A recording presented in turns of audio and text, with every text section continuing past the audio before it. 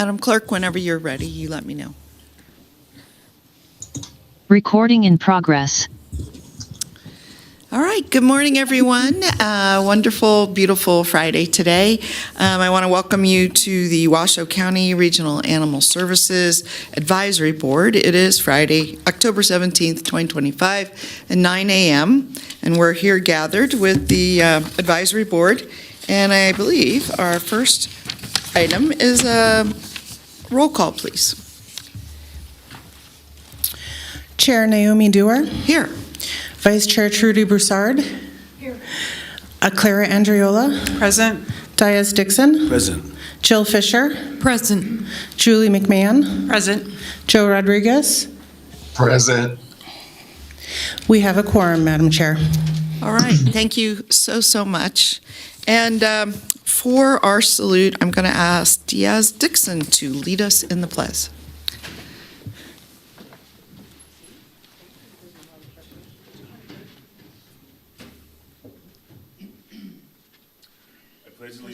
To the flag of the United States of America and to the republic for which it stands, one nation, under God, indivisible, with liberty and justice for all.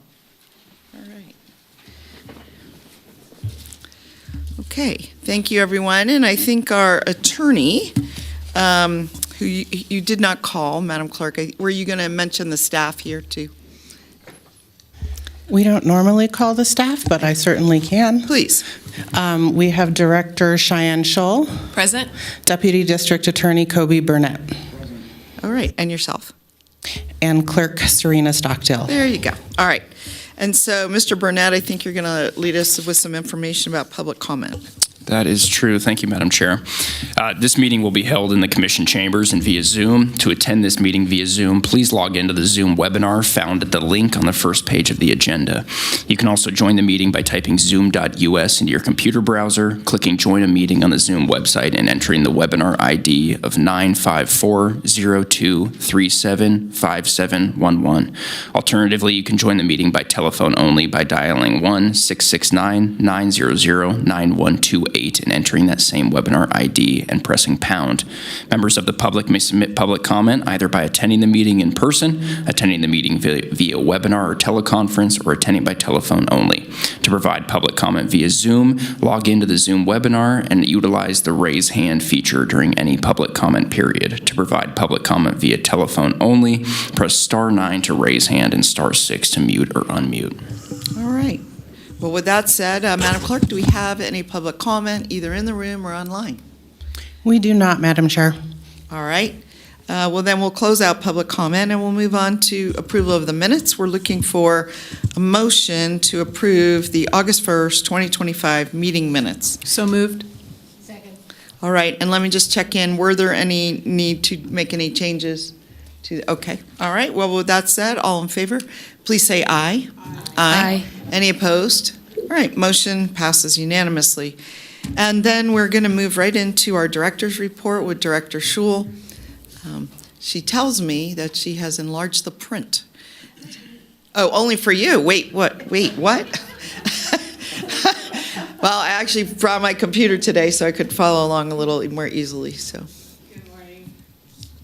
Good morning, Cheyenne Shull for the record. I do have assistance today with my presentation. My Assistant Director, Tammy Jennings, will also be presenting, as well as my Program Coordinator, Quinn Sweet, over their program areas. The statistics that I'll be providing to you all today are from Q1, fiscal year 26, and as you are all familiar, I often will reference the same quarter over the previous 4 fiscal years for comparison.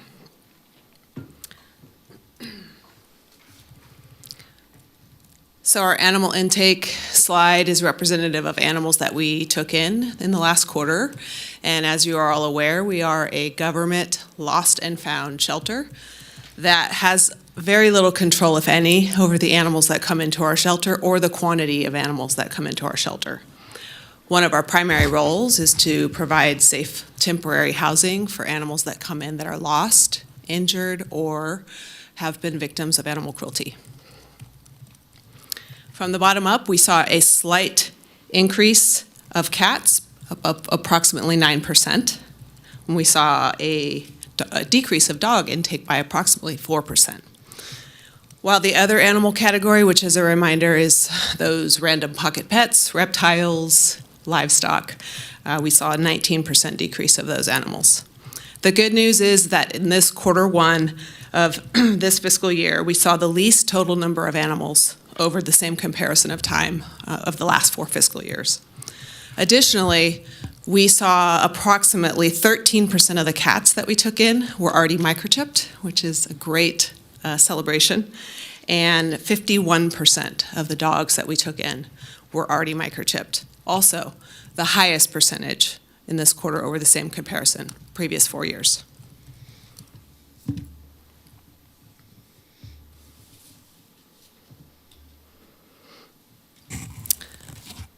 These are all outcomes of the animals that came into our care. The 2 primary are our reunited and transfer percentages. We're going to take a little deeper dive into all of these outcome areas in the following slides.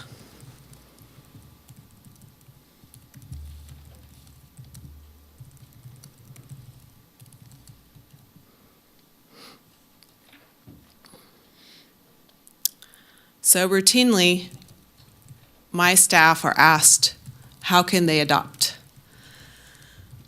We appreciate the community's desire to support adoption and their interest in the animals that are in our care. However, it's one of the biggest misconceptions about our shelter is that we do not have an adoption program.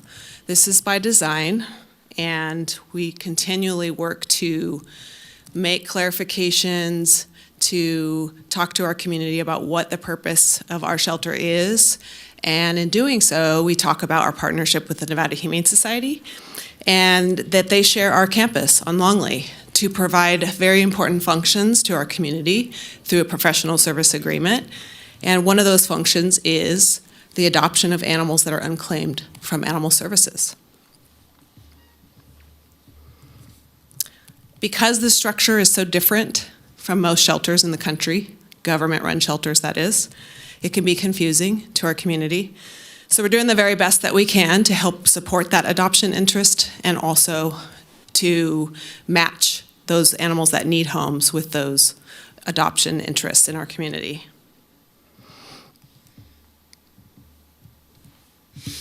In 2024, Animal Services and Nevada Humane Society sat down and worked through some work sessions to refine our partnership and to put some parameters around what those transfer percentages look like.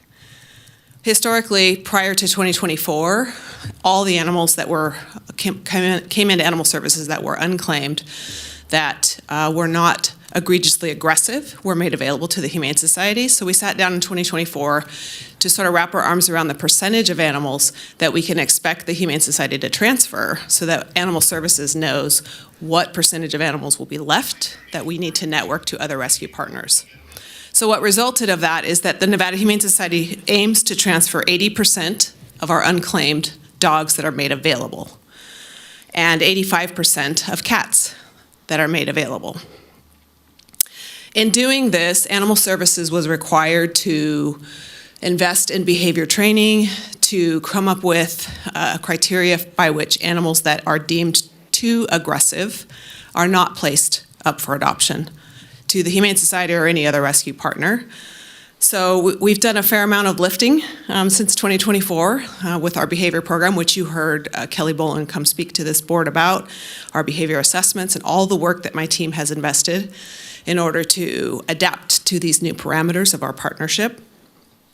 And so what you're looking at here is a new slide that's representative of a report that my team created that tracks those metrics and what is being transferred per species to the Nevada Humane Society so that we can then plan accordingly for the remaining animals that aren't transferred to other rescue partners. So you'll see something similar to this statistic in future slides or in future presentations.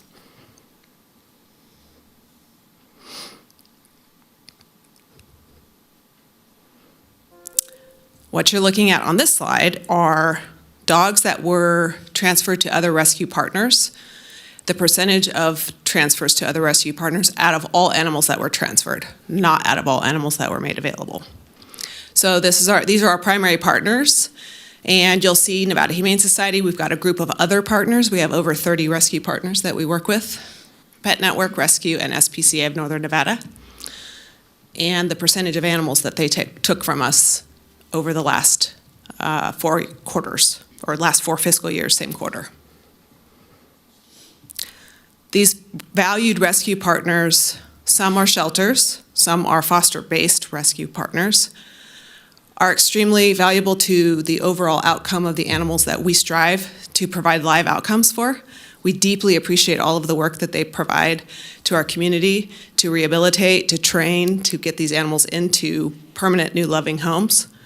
And as a token of thanks to our rescue partners, Animal Services worked to create a dedicated rescue page on our webpage. Because we get so many people that ask us, how can we adopt? I'm interested in adopting. We wanted to point them to a webpage of approved, vetted rescue partners that Animal Services has received an application from. We have approved a rescue application on file, and we transfer animals to them on a regular basis. So we created that page so that people could easily be matched with animals that are adoptable and people who are interested in adopting them.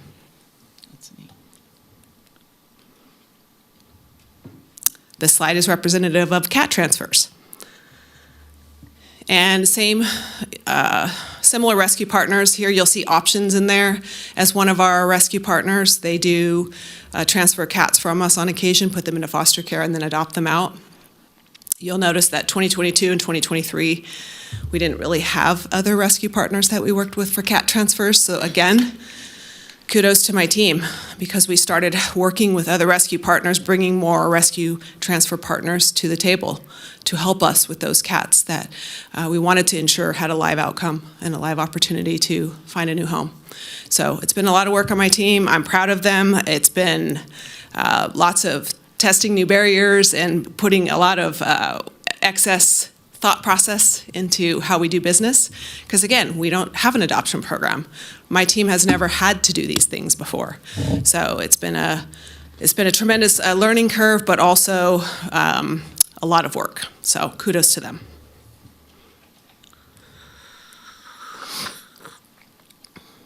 I tell you guys this every time. This is my favorite slide.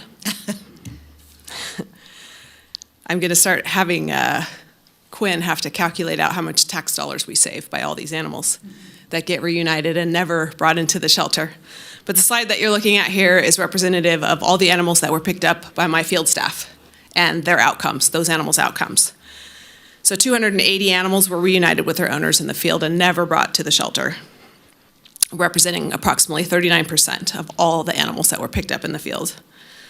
And then 435 of those animals were impounded and spent time in our shelter before their final outcomes. So once again, all the efforts that my team do out in the field, scanning for microchips, contacting any identification that's on those animals, looking through loss reports, contacting my dispatch to see is anyone looking for this particular animal, taking a photograph, uploading it to our website immediately. These are all tools that help lead us to this successful reunification rate, getting these animals back home, sparing a valuable kennel space in our shelter, and also avoiding the stress of that animal having to go through the shelter system and the stress of the family with their lost pet.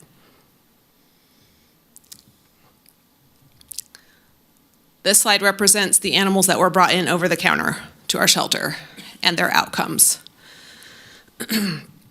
278 animals were reunited with their owners after they were impounded at the shelter. So obviously you see a slight decrease in the number of those animals that get reunited once they've been brought in.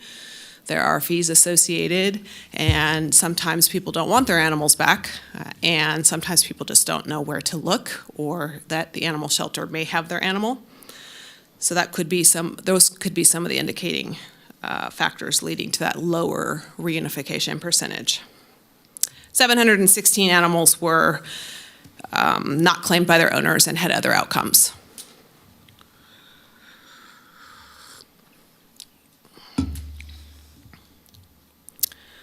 So we're looking at the outcome of dog euthanasias on this slide. And you're looking from the bottom up. We had 37 dogs that were determined to be behaviorally unsafe and were subsequently euthanized. One dog was declared dangerous through our hearing process and was subsequently surrendered for euthanasia by their owner. 12 dogs were not able to be transferred to rescue partners for either lack of rescue resources or lack of interest. And 1 dog was euthanized at the owner's request. And then 5 dogs were euthanized due to poor quality of life. And I did add our quality of life definition in there for our shelter, just for reference, for a total of 56 dogs that we euthanized last quarter.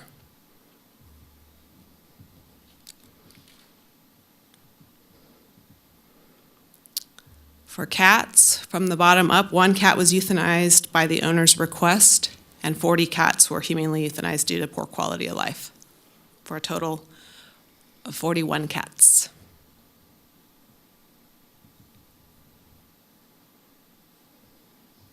Did you know that horses like to swim?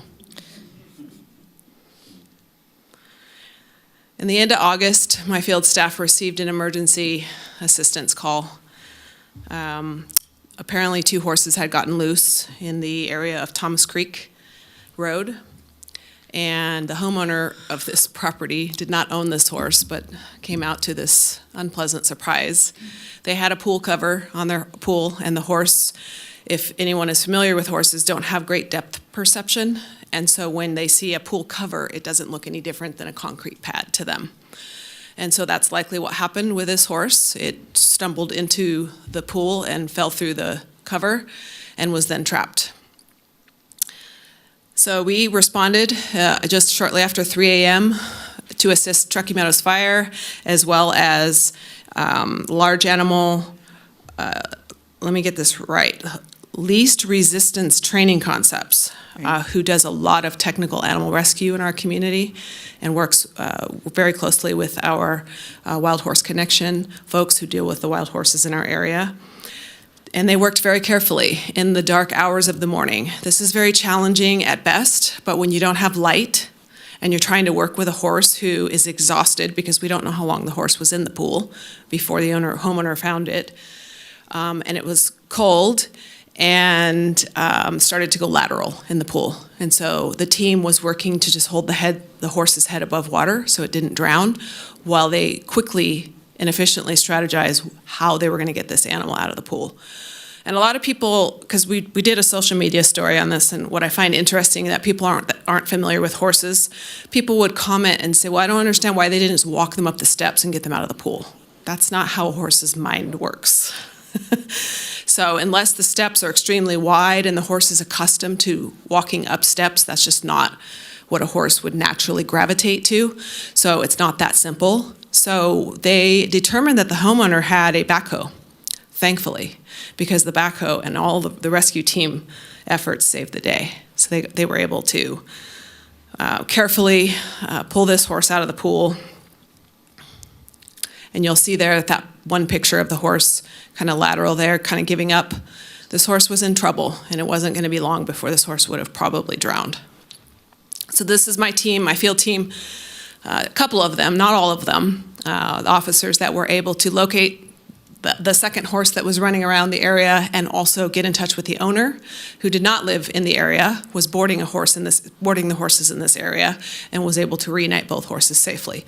Thankfully, the horse that fell in the pool was only suffering minor abrasions and exhaustion and maybe a little hypothermia, but thankfully should be totally fine and full recovery. Comstock Veterinary Clinic came out and assessed the horse and was able to give it a clean bill of health before allowing it to go back home with its owners. So great collaboration, great team effort. Again, couldn't have done it solely by ourselves, so we appreciate all the collaborative work that, Truckee Meadows Fire and our least resistance partners as well, because it really does take a village to help rescue these animals when they find themselves in these predicaments. Last quarter, we struggled in our field service division. We had 4 animal services officers on modified duty at one period or another, which caused us to be below staffing minimums on some days. Despite our short staffing, we still were able to handle just over 5,000 field service calls. From the bottom up, we're looking at animal bites and quarantines. noise complaints, and then those other calls, the variety of other things that we do, trapping, working with other first responding departments, things like that. Stray animal calls, and then unrestrained, and then welfare calls at the very top for that total of 5,250 calls. Proud of my team for working through. We've had several new officers come on in the last couple of years, so making those adjustments and being flexible, keeping in mind that they work 8 a.m. to 10 p.m. 365 days a year. I have 14 of those. That's it, to cover our entire county. So they do a great job. We're not always as fast as we'd like to be, but we do the best that we can with what we have.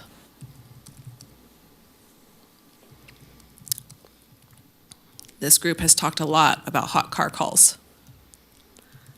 This is just one of the many animal welfare calls that we take and respond to. This particular call I wanted to highlight, Field Manager Robert Wooster, who's sitting behind me, and he's going to talk to you in a little bit, responded to this call. The windows were cracked on this truck. You could see a black truck or a dark, very dark truck. Hot summer day. This dog is panting heavily in the back seat of this vehicle, panting so heavily that some of Manager Wooster's photos, you could see the seat covered in saliva from this dog heavily panting. He wasn't able to get inside the vehicle. All doors were locked, wasn't able to locate an owner, but with his infrared temperature thermometer, he was able to gauge the inside of the truck to be between 109 and 113 degrees. Because he wasn't able to safely remove the dog without breaking the window, he broke the window.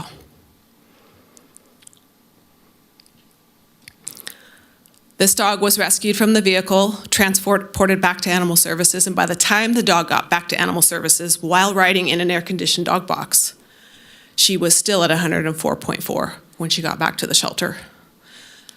So she was in dire trouble if she did not get rescued when she did. The owner later showed up looking for his dog, and he was promptly cited, and he was found guilty for that violation of NRS for leaving that dog in that car. Our team has taken approximately 500 calls for hot vehicles this year so far, which is 500 to 600 is about our average each year. So it's not something that's going away, unfortunately, and it is something that we respond to.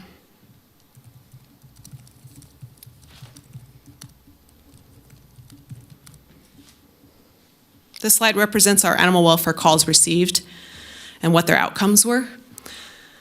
So out of a total of 634 animal welfare calls last quarter, 102 of those calls were unfounded.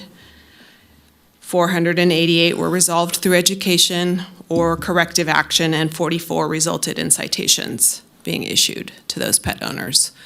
I'm glad to see the trend moving in a downward fashion for these types of calls, because it hopefully is indicative of our community doing better with their animals and treating their animals better. I don't foresee a day that will be totally unnecessary to our community, but it's good to see those numbers moving downward. And now I will transfer the floor over to Quinn Sweet, who is my program coordinator, to let her talk to you all about all the exciting things we've been doing in our outreach division.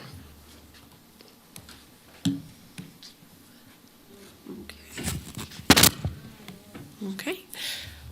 Quinn Sweet, for the record, I'm the Outreach Program Coordinator at Washoe County Regional Animal Services. So I'm just going to give you guys a little overview of what outreach has been up to in the last quarter.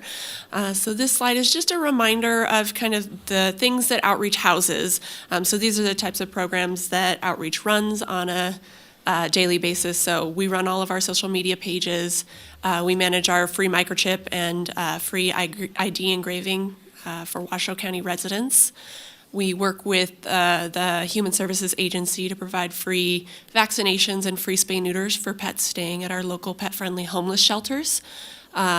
We run our lost and found pet texting program, all of our public microchip scanning stations.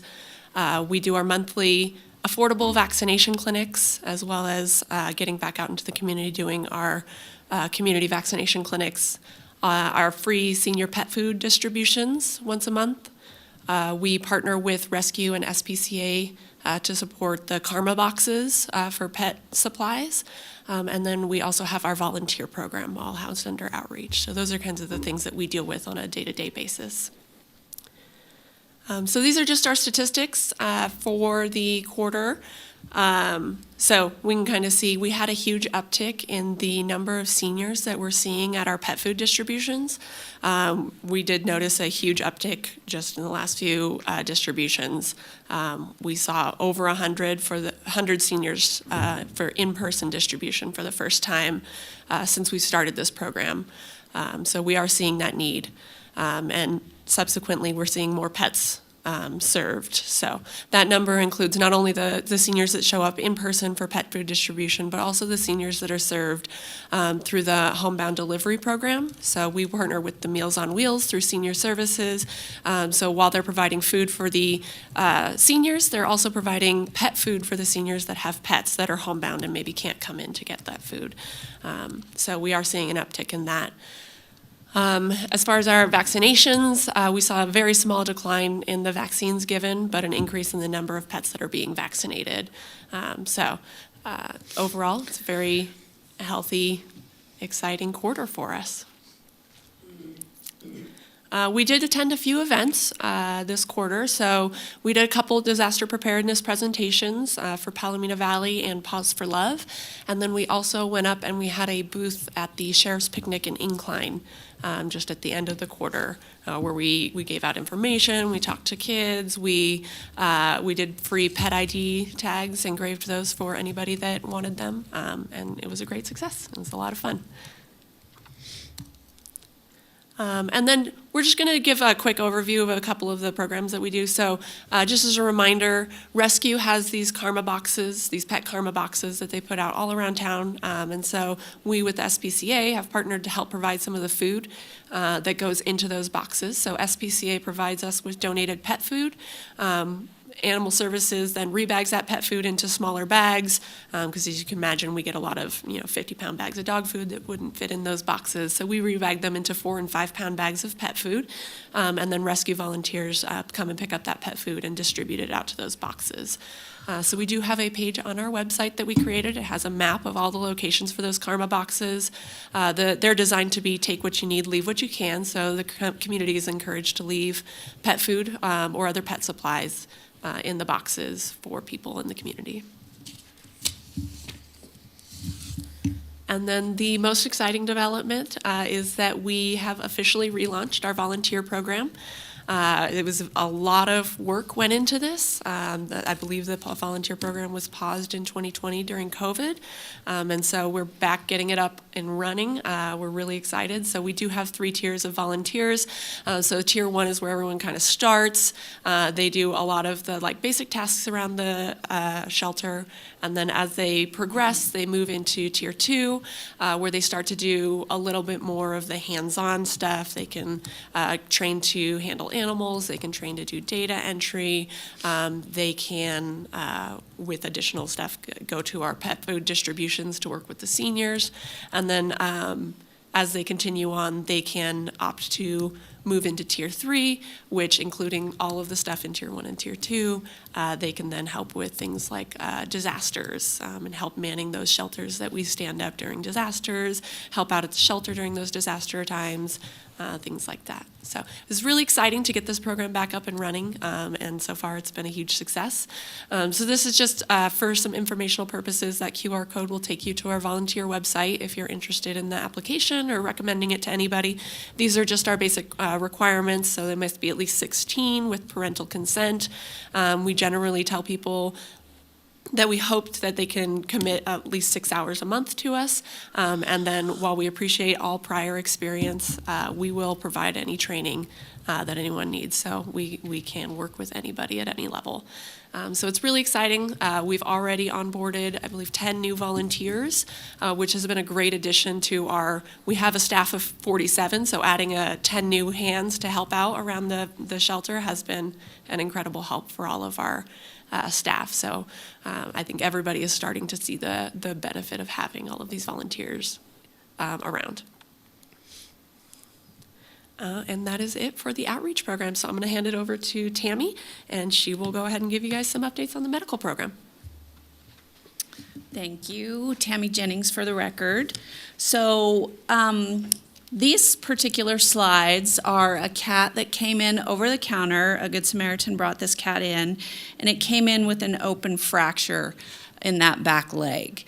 So after Dr. Slayton took a look at it, she estimated that this cat had probably been living with this open fracture for over a month. So as you can see in the x-ray, there's a little spot where the fracture is almost protruding out of the skin, so the opening wasn't healing. So we took the x-rays, took the cat, and Dr. Slayton eventually performed a full amputation. And the cat is doing wonderfully. And then a week or so later, after the surgery, it was transferred over to NHS through their adoption program. So this is just one of the many things that Dr. Slayton's been able to do for us since she started. All of our programs are just flourishing. Our TNR surgeries have increased to 197. We've increased our rescue partner surgeries, and these are surgeries where the rescue groups are taking animals from the shelter, and so we do the spays and neuters before they leave the shelter for them, and so they've increased to 63 this quarter. 37 CARES vaccinations, and this CARES spay and neuter surgeries is one of our newer programs. So these are free surgeries through our partnerships with all the homeless shelters around the area. So we've done 8 surgeries on those animals as well. Thankfully, we only had to do 4 cruelty investigations and 2 actual necropsies this time.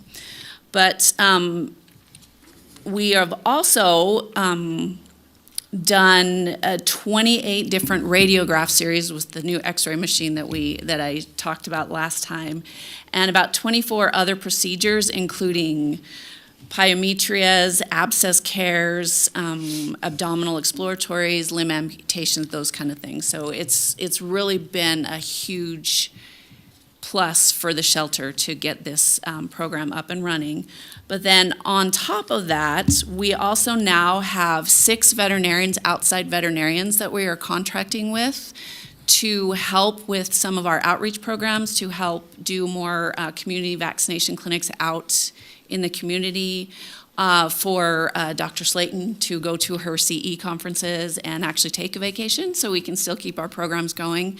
And then we also are contracted with 6 veterinary technicians as well now to help out on that aspect of things too. So no matter what is going on, whether it's continuing ed conferences, vacations, anything like that, we won't have to stop any of our programs in the future. So we can keep everything going all the time. So which is a really exciting new development for us. So, and then I will hand it back to Cheyenne.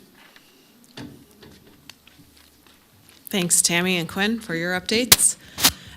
We are going to talk about on another agenda item scheduling our 2026 meeting, so that's why there's not a date here. Happy to answer any questions. Thank you so much to all of you that participated in this update. I was taking notes. That was pretty long, and I kind of, on one hand, I wanted to interrupt you, and then I didn't want to interrupt the flow, but I'm going to ask you to go back to some slides that we already saw. You answered one of my questions, which was I was really pleased to see this new volunteer program. And I was wondering, first of all, how you're letting people know about it.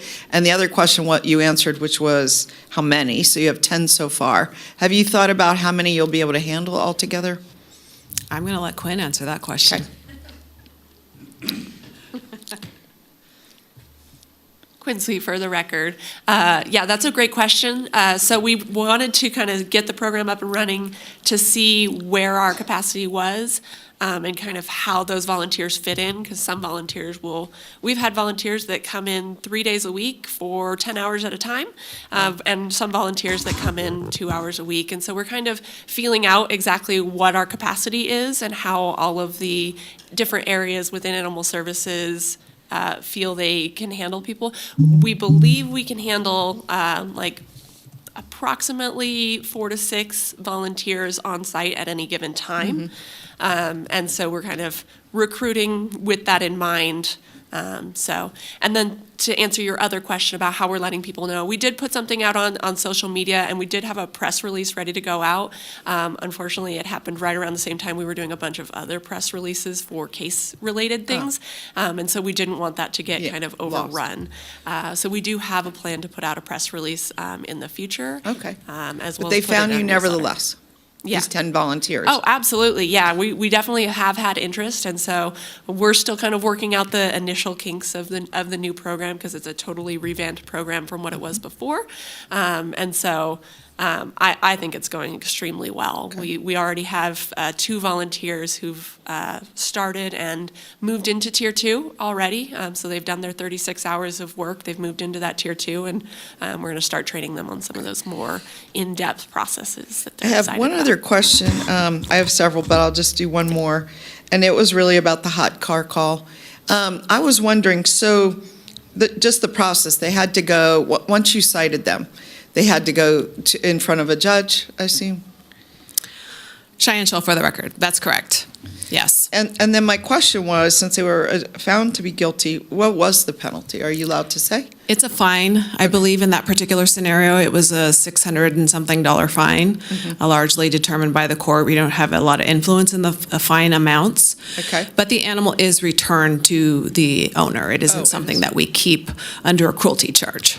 It is not. No, it's a separate charge. So the distinction that if we were to seize an animal out of a vehicle, if it suffered irreparable damage, if it was unfortunately deceased, or it had some damage to the animal, was very sick, then we can add cruelty charges Okay. to that particular violation, and then hold the animal pending the adjudication of the case. Okay, and But in then- general, on those citations for just an animal in a hot car, it is a misdemeanor citation that then does go to court, And the usually is misdemeanor met with a amounts fine. are set? They Or vary. are they completely They- optional? They vary, yeah. They Is there vary. a range? For that particular violation, I think it's six or 800 is probably the highest that you would see in that particular violation. Okay, all right. Just wondering. And so is there anything like where if they did it again, it ramps up in a different kind of misdemeanor, or? I don't know Don't if know. the fine incrementally would increase in that particular scenario. The violation would still be the same, and I think I talked to this group at a prior board meeting about an individual that we dealt with this year.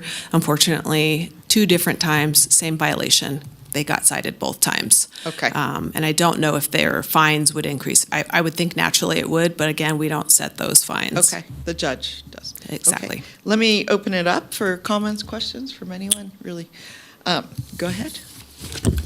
Yes, I have a comment, and probably you can answer both of these. One is just a comment, a suggestion on the volunteer program. There are a ton of social service programs where people are working and engaged in whatever program it might be that look for volunteer opportunities. So you may want to, and if you want to reach out to me separately, there's quite a few programs that love sending people working in animal welfare, and they really devoted, and I think it's good for both sides, good for the animals and good for the people, as a suggestion. When you want to build that program, I think you're going to have people beating down your doors. The second question I have, pardon my ignorance, but in your TNR surgeries, I see 197. How is your TNR program working? Where is that coming from? Who's actually doing the work for it? Great question. Cheyenne, for the record. In February of this year, we launched this Trap, Neuter, and Return program as part of a give back to our community, help to fill that void of spay-neuter resources that we have such a shortage of in our region. And we're working directly with nonprofit partners. So with our program as it stands now, Community Cats does all the work. They trap the cats, they work with the community, they schedule their appointments every Tuesday. They bring the cats down to us, we alter them, vaccinate them, microchip them. Community Cats picks them up and releases them back into the community. So Animal Services does a very small portion of that, and our nonprofit partners are doing the heavy lifting. We created a agreements so that if there are any other partners that wish to work with us in this particular program, that we can accommodate those needs as well. But we limit the appointments to 20 cats every week. And I think it varies, but we try to meet that minimum threshold so that it makes it worth Dr. Slayton's time to carve out that day for the TNR procedures. What's the cost? Diaz Dixon here for the record again. What is the cost of that TNR program? Do you know? Do you have a rough estimate of the cost? Well, we provide it for free. Right, there's not a cost. I know you provide for free, but what is the cost to run that program? We will have to do some research and bring that back at a future meeting. And with it limited to 20, what would be an ideal number if funding was not a problem? I'm going to let Tammy answer that question since the medical falls under her.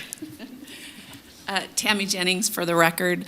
Currently, it is not necessarily a matter of funding that is the issue. It's a matter of time throughout the day and the fact that we only have one vet, one technician, and one assistant to do all the work at the same time. So in order to fit in the TNR surgeries, the rescue partner surgeries, the care surgeries, we kind of have them scheduled that way, and it's just a matter, too, of people for that and the amount of Okay. time we have during the day in order to make sure that the animals are taken care of properly and not rushed through surgery and that kind of thing, too.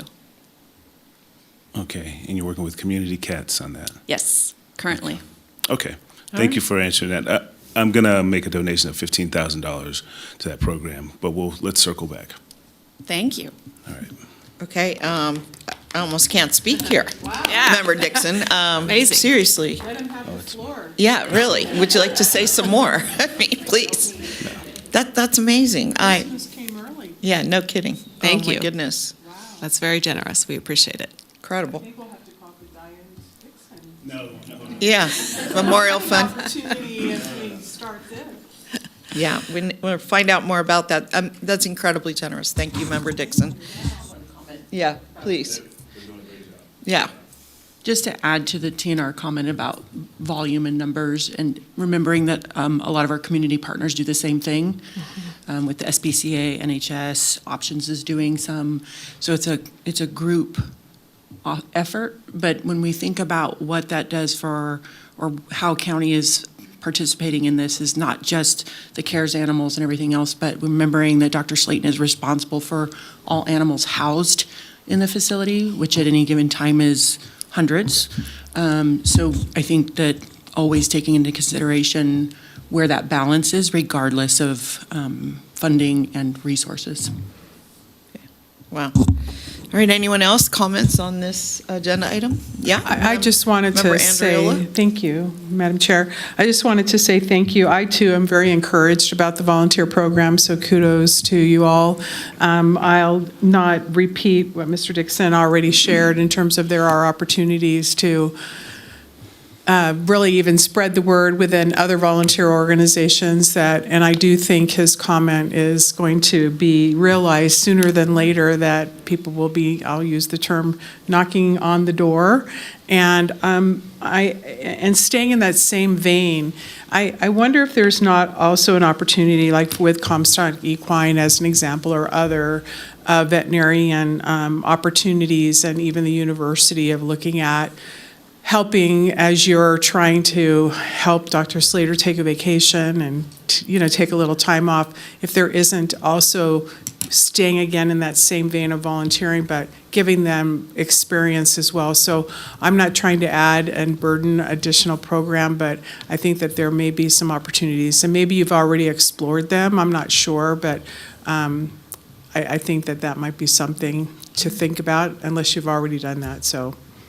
Yeah. Member Andriola. And I don't have a $15,000 donation, so I really do want to thank you for that, though, seriously. That's amazing. Thank you. That's amazing, my friend. They're doing Thank the you. work. I know, but The thank amazing you. part is the work that they're doing, so. Thank you. Thank you. Cheyenne Chell for the record. Madam Chair, if I may, I would like to respond to Member Andriola's comments. Just to clarify that those are great tips for sure. Those are things that we absolutely have explored. We have worked very closely with Options Veterinary Care. They have been gracious enough to allow our medical team to shadow and to come over to their clinic and to learn and to, be able to learn about high volume and high quality spay neuter. They've been able to learn about clinic that has a lot of things going on, in contrast to ours. We have a lot of shelter things going on, but it's not necessarily a lot of animals moving through a veterinary hospital. And we also have worked with SPCA of Northern Nevada's veterinary teams on a multitude of projects. They collaborate with us on vaccine clinics so that we can expand the delivery of services in our vaccine clinics with more veterinarians. So we definitely have explored and will continue to explore because as I said earlier in my presentation, it does take collaboration amongst animal welfare professionals in order to effectively and efficiently deliver services to our community. And it really is the only successful model that works. All right, amazing. Now, anyone else? Comments from anyone else? Let me ask, I know this is not an action item, but I don't know if there's anyone who would like to make public comment. I'm open to that, whether in person or online.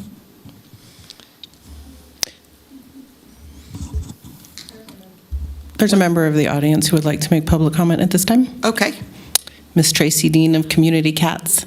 all right. I did sign up. Public comment.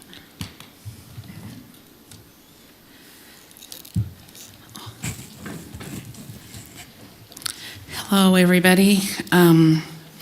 I am Tracy Dean of Community Cats of Reno, independent local 501c3 nonprofit group made up of volunteers helping cats and people for 26 years. Wow. One of the main things we do is we empower people to help cats by using the existing Washoe County TNR program. We partner with most of the groups here in our local area to utilize the resources available already. And so far to date, this year, we have helped over 1,300 cats and kittens. And for context, 849 cats and kittens were helped in 2024. One little note, I just looked up Nevada Humane Society is one of our main clinic partners. And so far, I saw 311 appointments for TNR through their clinic this year. And we were just listed in Cheyenne's report with 197 TNR surgeries because we are the ones providing exclusively the cats to Washoe County Clinic for TNR right now, which we really, really appreciate. And we're averaging 150 cats and kittens helped per month. Wow. And we're also utilizing smaller rescue groups for fostering for kittens. We've reunited some cats with their owners because they had a microchip, thank goodness. And thank you to the SPCA of Northern Nevada. They purchased a scanner for us to be able to scan cats, so they haven't even had to come anywhere. We've reunited cats directly back with their owner. Huh? So that's just a few numbers, and I wanted to just put that out there. 80% of the kittens arriving at the shelters are from these free roaming cats in our area. So we appreciate a real forceful TNR and spay neuter services in our area. Thank you. All right. Wow. Thank you so much. Yeah, incredible program. Any closing comments from any members of our board? All right. One last, Madam Yes, Chair, please. one last. So that we're going to put that $15,000 up as a match so that we can double it to 30. So we'll talk more in detail on that. Okay, right. Perfect. Let's get it to 30. Yeah.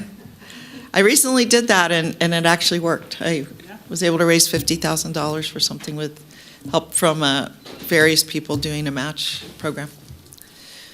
But we had an event, so I don't know how it all works in different ways. But anyway, all right, well, thank you so much on that. We're going to close out item 6 and move on to 7.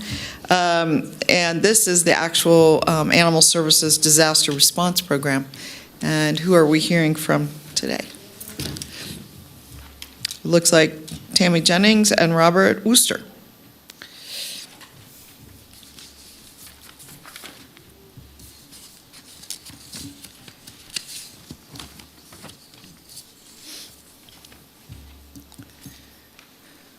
Thank you. My name is Tammy Jennings, and this is Field Manager Robert Wooster for the presentation on the emergency and disaster preparedness.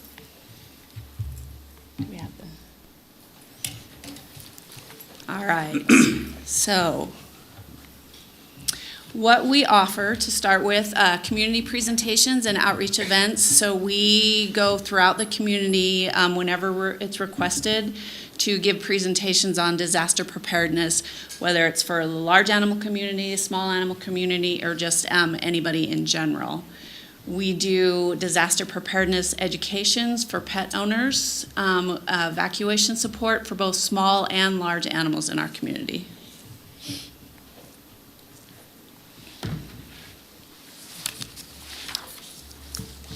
Robert Wooster for the record.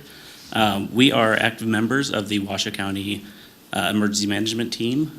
We go monthly to meetings. As you can see, we have a chair at the Emergency Management. We do monthly drills there where we kind of review any updates and we go over any programs that our department has developed. I bring monthly updates to our training programs as far as emergency management goes and for disaster response. We do tabletop exercises. We do them internally, and we also do them with the county. We have done, I believe, 3 tabletop exercises in the last year and a half, 2 of them for earthquakes, and 1 of them for a full evacuation of our shelter, including evacuating our dispatch center and utilizing our command center offsite to be able to continue our daily operations. We've also done a full-scale emergency management disaster response up at Incline, where we did a practical for a large fire and trying to evacuate the Incline area. We also do staff training. We do continue training. We do onboarding training, including, do we have another slide? FEMA courses. All of our officers, when they get hired on, go through FEMA courses so they can learn the incident command system, as well as animals and disaster training.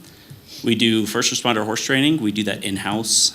Director Scholl brings her horses. We have another field supervisor who brings her horses, and our staff have to practice catching, loading, haltering, and dealing with horses that they don't know. We do wildfire behavior training, which is incredibly important. When we respond out to fires, we are dealing with trucks and trailers inside active fire zones.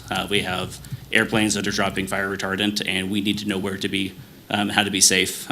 We have had incidences where we're on properties that are actively on fire and you have airplanes dropping fire retardant, and that is unsafe for our staff. So understanding where to be, when to be is important. We also do traffic control and incident management training. Same thing when you have a disaster going, a fire, flood, and there's large amounts of first responders. We need to be safe, we need to know where we're going, and we need to know how to operate within those kind of incidences.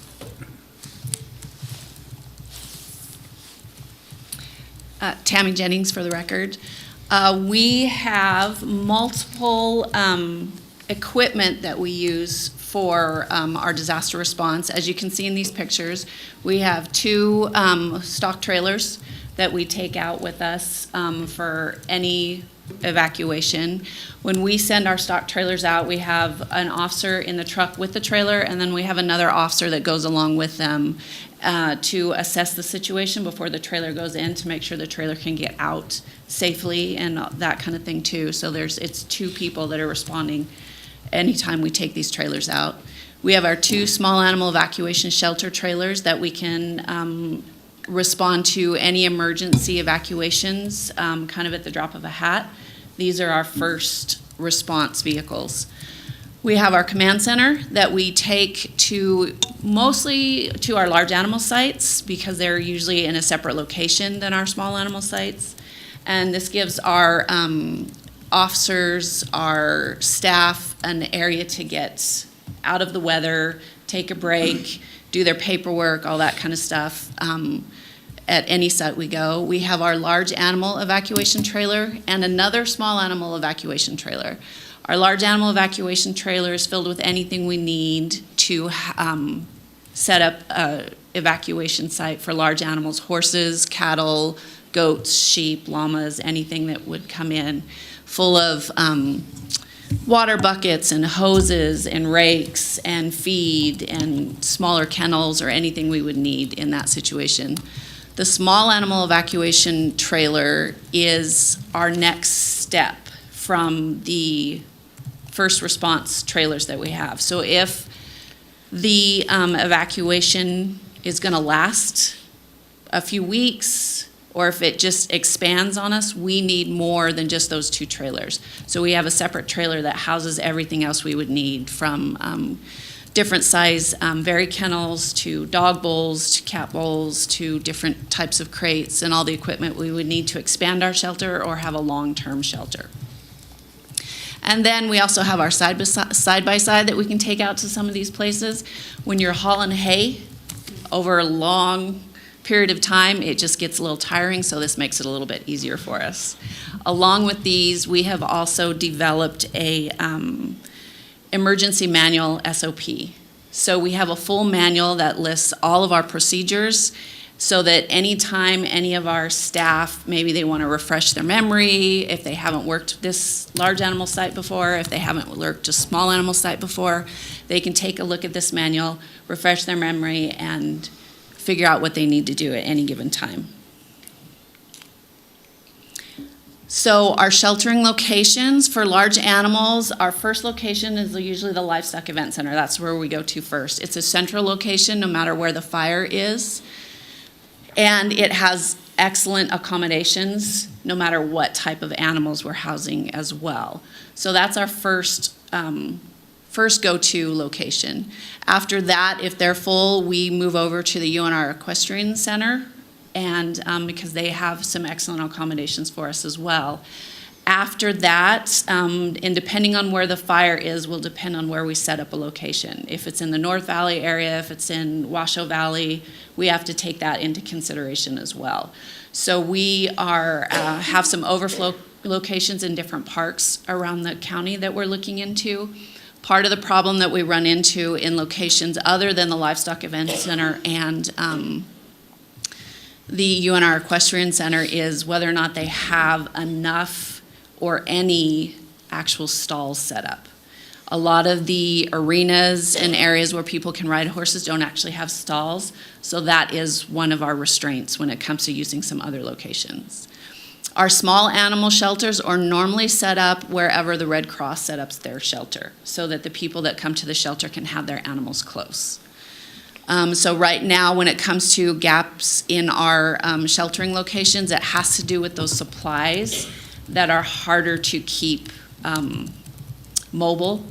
When we talk about the large animal shelters, in order to set up quick, we need like panels and things like that, and those you just can't grab and go. Those, it's a lot harder to get those panels where we need them and all that kind of stuff, and to get enough of them for large-scale shelters. So those are some of the constraints we have when it comes to sheltering locations.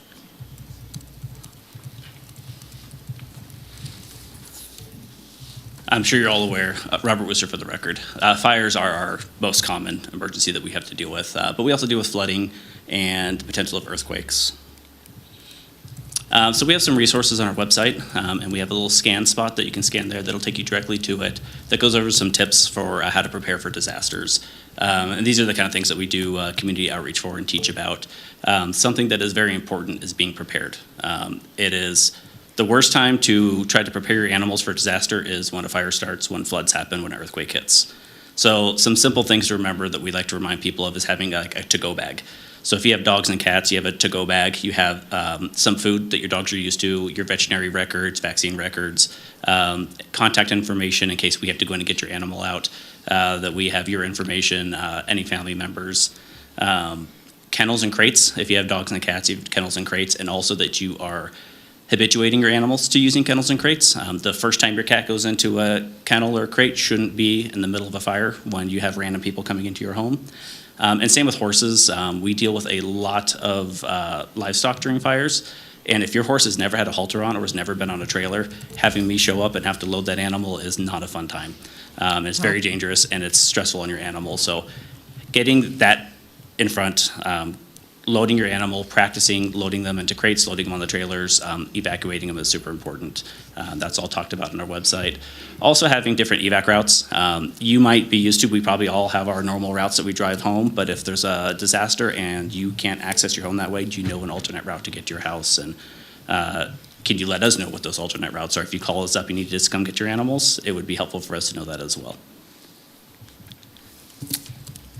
So agreement and support. So we have entered into 3 new, I don't want to misquote, I think we've entered into 2 or almost done with the 3rd agreement for assistance. Typically, our department handles all the animal evacs, but if we have one of these true large-scale events where there's a massive earthquake or a huge fire that is a multi-week event, we don't have the ability to care for those animals that entire time. We don't have the staffing. We would be exhausted. So we have entered into an agreement with Humane World. If we had a multi-day or large-scale event, we can contact them and they would come out and help with bodies to take care of the animals and also send up secondary shelter locations. We also entered into agreement with ASAR Assist, which is a group of animal control officers across the nation. So if we called for assistance, I believe within 48 hours, they can have animal control officers with vehicles and trailers coming to assist us as well.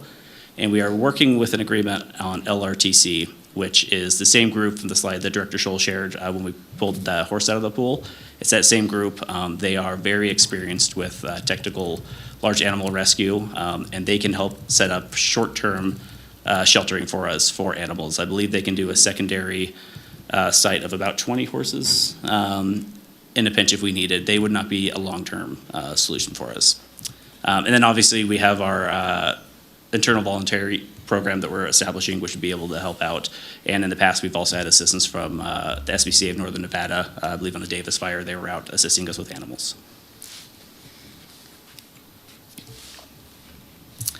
And Tammy Jennings for a record. This is just a quick example of some of the charts that we've put together internally for our staff to reference when we have an emergency and when our internal communication loops kick in. So it starts with the notification from the Emergency Operations Center, which usually goes directly to myself, Director Scholl, Manager Wooster, and then we disseminate information from there. And we have different ways throughout our internal organization that we communicate that to everybody within the organization.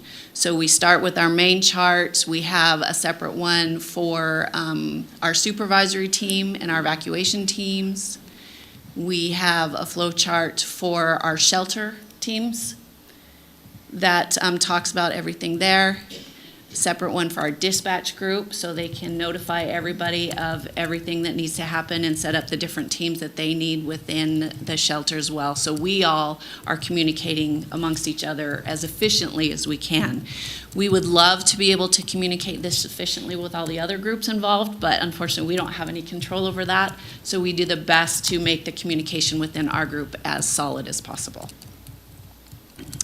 And then we are ready and equipped with trained staff, resources, and response trailers. We have some strong partnerships with local and national agency, and we're committing to protecting both people and animals during all of our disasters.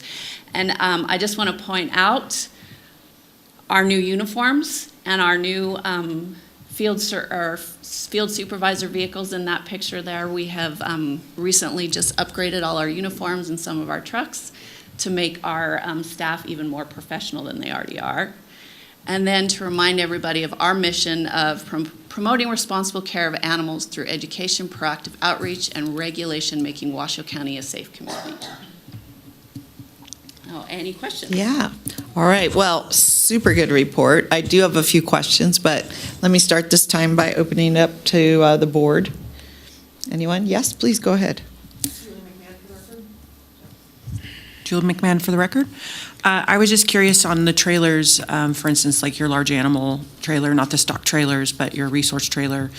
How are you guys managing the consumables, things that outdate or go rancid if they sit or things like that? Do you have to have that stuff on hand immediately? Or do you have a resource where you can pull from at the time of the evac?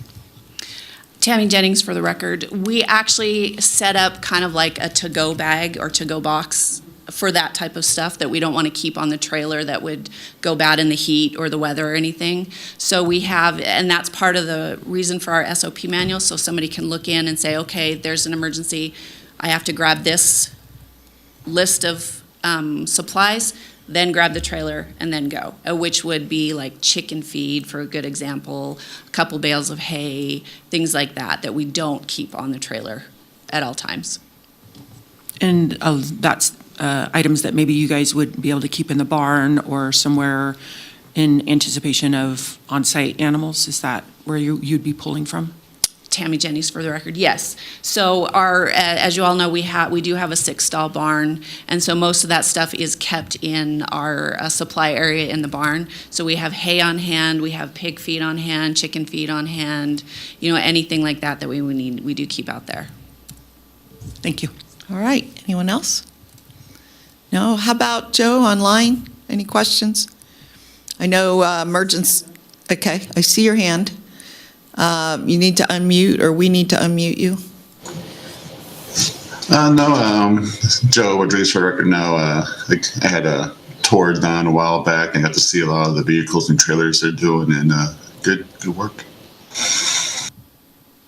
Okay, so you're satisfied they are properly set up and ready to roll? There's always room for improvement in all things emergency management, but I think they're doing a great job. Nice qualification there, Member Rodriguez. Okay. Yes, please, go ahead. Jill Fisher for the record. Back to what you were saying about evacuating animals and reuniting animals. During the Davis fire, they blocked access to my development. There was no way in or out. We had animals at the house, as well as other important things. And we did not know that we had any option other than to sneak around back, jump fences, and hike in to get our animals out. Is there a way to deal with those situations when they come up that doesn't involve property trespass? Robert Wooster for the record. Yeah, don't do that. Give us a call. We can still access into the properties generally, unless it's unsafe for our staff. And if it's unsafe for us, it's unsafe for you as well. And we do this routinely. We would love to get the animals and bring them to you. They don't have that, just because we pick them up doesn't mean they have to go to one of our evacuation sites. I've done many fires where I get an animal and I meet somebody off-site where they're allowed to legally go, return the animals to them, and then they go take care of themselves. Let me ask a follow-up. Is that number posted, like where are they blocking the road? Like I can imagine someone coming up, the road's blocked. In that emergency moment, they're not really having your number at hand. Are they calling 911 or do you post your number there somewhere? Robert Wooster for the record. So we don't post it because we don't know where they block them off at. And like for a fire example, they move so much that those locations change. But when they block that off, they do have sheriff deputies that are always there. And they're going to route you to 911 or to us directly. Either way, it'll funnel back to us. With emergency management, we're part of WebEOC, which is the online means of sharing information and requesting information. And if you contact 911, they'll probably call us directly, but if not, they'll put a resource call into WebEOC that comes in. Myself or whoever is monitoring it would see that. We then make a call for service in our department and send somebody out.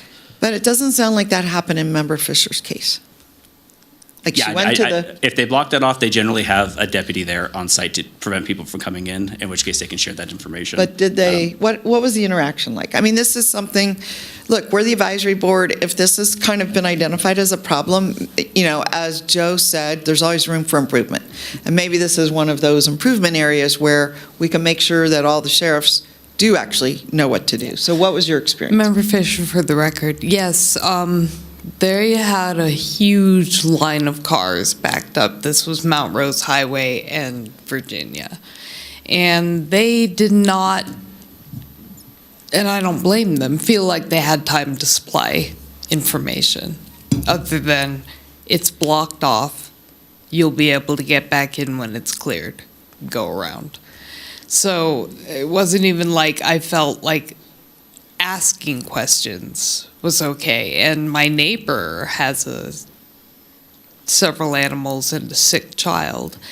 and they weren't even helpful in getting her in to get medication for her child. So, I mean, there wasn't really a whole lot of communication. They seemed very frustrated and hurried. And there was a lot of us that were sitting around going, what do we do? Robert Worcester for the record. I do attend the emergency management meetings once a month, and I'm happy to bring that up in the next meeting. So That would I be can bring forward to awesome. them. I mean, I think, again, as Member Rodriguez said, there's always room for improvement. I know people are stressed, but this is why they go to training, right? I've been to Emmitsburg, I've been to the training. They train you in process, but also behavioral things. And, I'm sure other people had animals also. It wouldn't be just one family out of 25 or whoever was down your road, or 100 that had animals. So there must be a process, and if you're available to do it and do it safely, then we need to, activate you in this situation. Yeah, another question?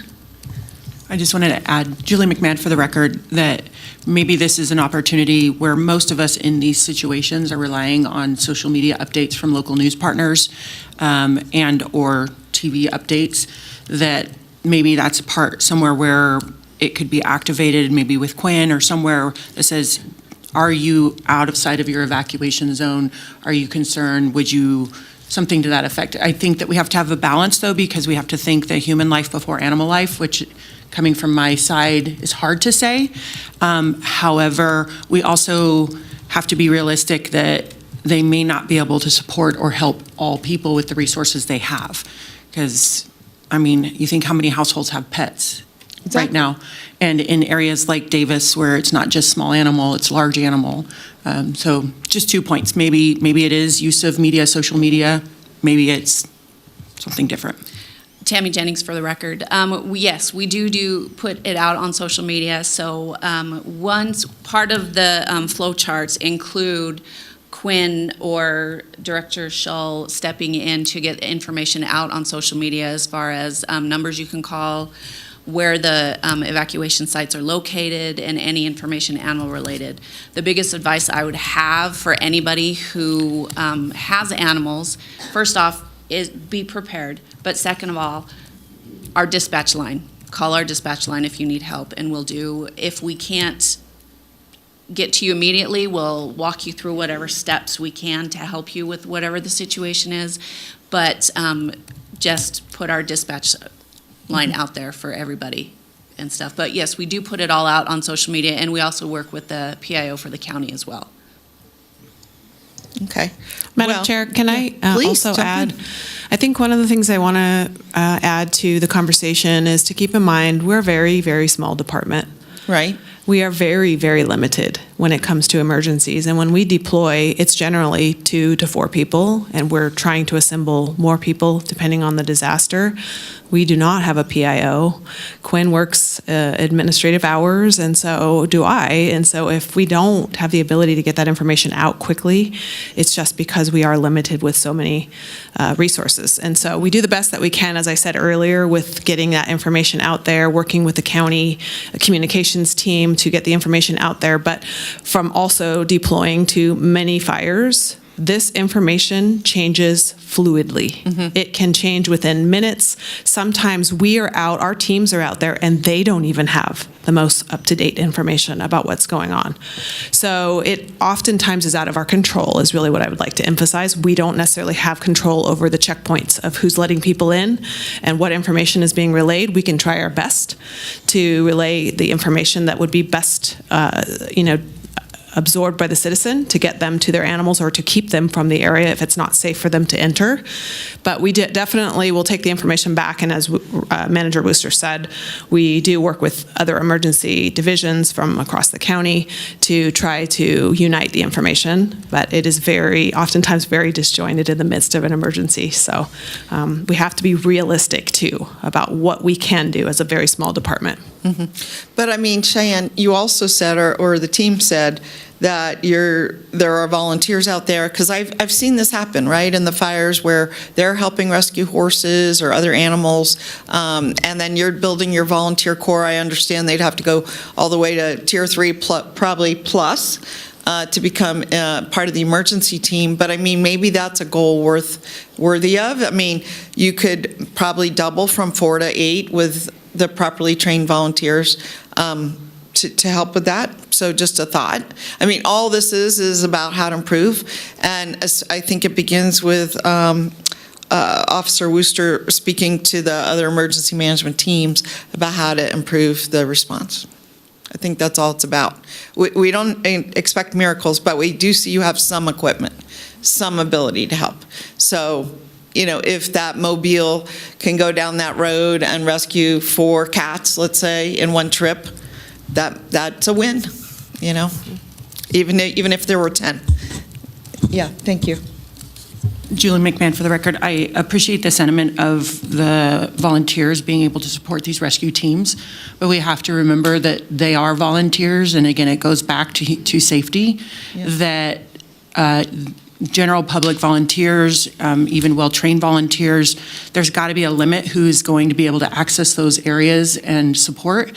So we just, again, have to be cautious of that. Right. And then I was particularly thinking of like the least resistance training concepts people. I mean, they're helping you at 3 in the morning rescue horses out of pools. I've met a number of those people, and they are very well trained. I mean, they have equipment, straps, training with horses, training with other large animals. I mean, that's why they're not called the horse training group, but they're the large animal group. So anyway, we're just talking about how to improve and not expecting miracles, but I think one more animal saved in this kind of situation, or even 4 or 5, is a huge win. So that's all. We don't want to put people in danger, but this job is danger. There are volunteer fire departments, for example. They're all volunteers. And so, you know, we're just looking at how to expand the numbers and how to do better. I still had 1 or 2 questions. So I wanted to ask, I thought at the beginning of your comments, you mentioned evacuating the whole shelter. Did you? Yeah. I'm trying to imagine how that happens, because at any one time, how many animals would be in there? Robert Worcester for the record, a lot. Yeah. We were pretty, I think we were above 60% when we did the evacuation of the shelter when we did the trial. And we were pretty systematic about how we went about evacuating, as far as identifying which animals we can easily get out first and which ones had priority. Stray animals and owned animals, we had to get out first. Friendly animals that were easily removed from the kennels and quickly removed from the kennels. We had an assembly line of our animal control vehicles pull up, and we would use the vehicles in their kennels to load animals onto, and as they would fill up, we'd move them off site. While that was occurring, my dispatch center took our command center and relocated over to the Reno Sparks Livestock Event Center, set up there and got the full dispatch center up and running. And we had animals driving to the Livestock Event Center, setting up inside one of the large arenas. We had kennels set up inside the arenas. We didn't do cats just for the stress of it. We mocked removing cats, but the stress level to remove them wasn't worth it for that, but we did the walking to every kennel. So how many animals do you think you evacuated in that exercise? I don't Including know off the top fake of my animals. head. It was probably over 50 that we relocated over to Livestock Event Center. Sharon Chill for the record. I think we were upwards of 100 animals. That's We what I actually would've thought. inventoried the number of animals, and we actually had cage cards, and we were following the cage cards with the animals. It was quite a system, but it was also a few years ago, so memory serves me. But that's a wow. I mean, that's incredible that you actually physically did it, didn't just talk about it. People are starting to learn to evacuate, and they're doing actual drills of people. You know, I know they did one, I believe, up Marrow Creek. They organized one. So anyway, the other thing, you used the word, you said, we will help secure animals. And that's in an emergency too. So I wasn't sure what that really meant. Well, sometimes we don't always take animals off property. So we are going to be on site. Robert Worcester for the record. We'll go on site to the fires, and we'll go beyond the fire line, and we'll see maybe the fire is 5 miles away.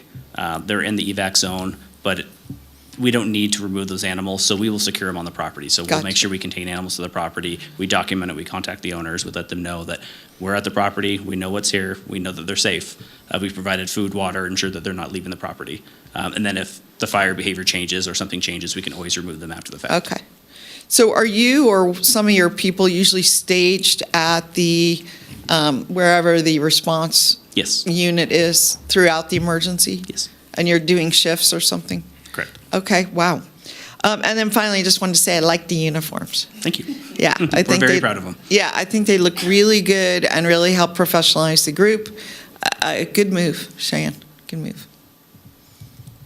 Thank you. All right, anybody online? This is just a non-action item, but if anybody in the audience or online would like to make a comment. We do have a member from the public online who would like to make a comment. Okay. Yeah, hi, Frank Gibbons. Hi, Frank, welcome. Hi. Hey, during the Davis fire, you're mentioning shelters. Wasn't the CCS shelter had to be evacuated, correct? I didn't hear what you said. One of the,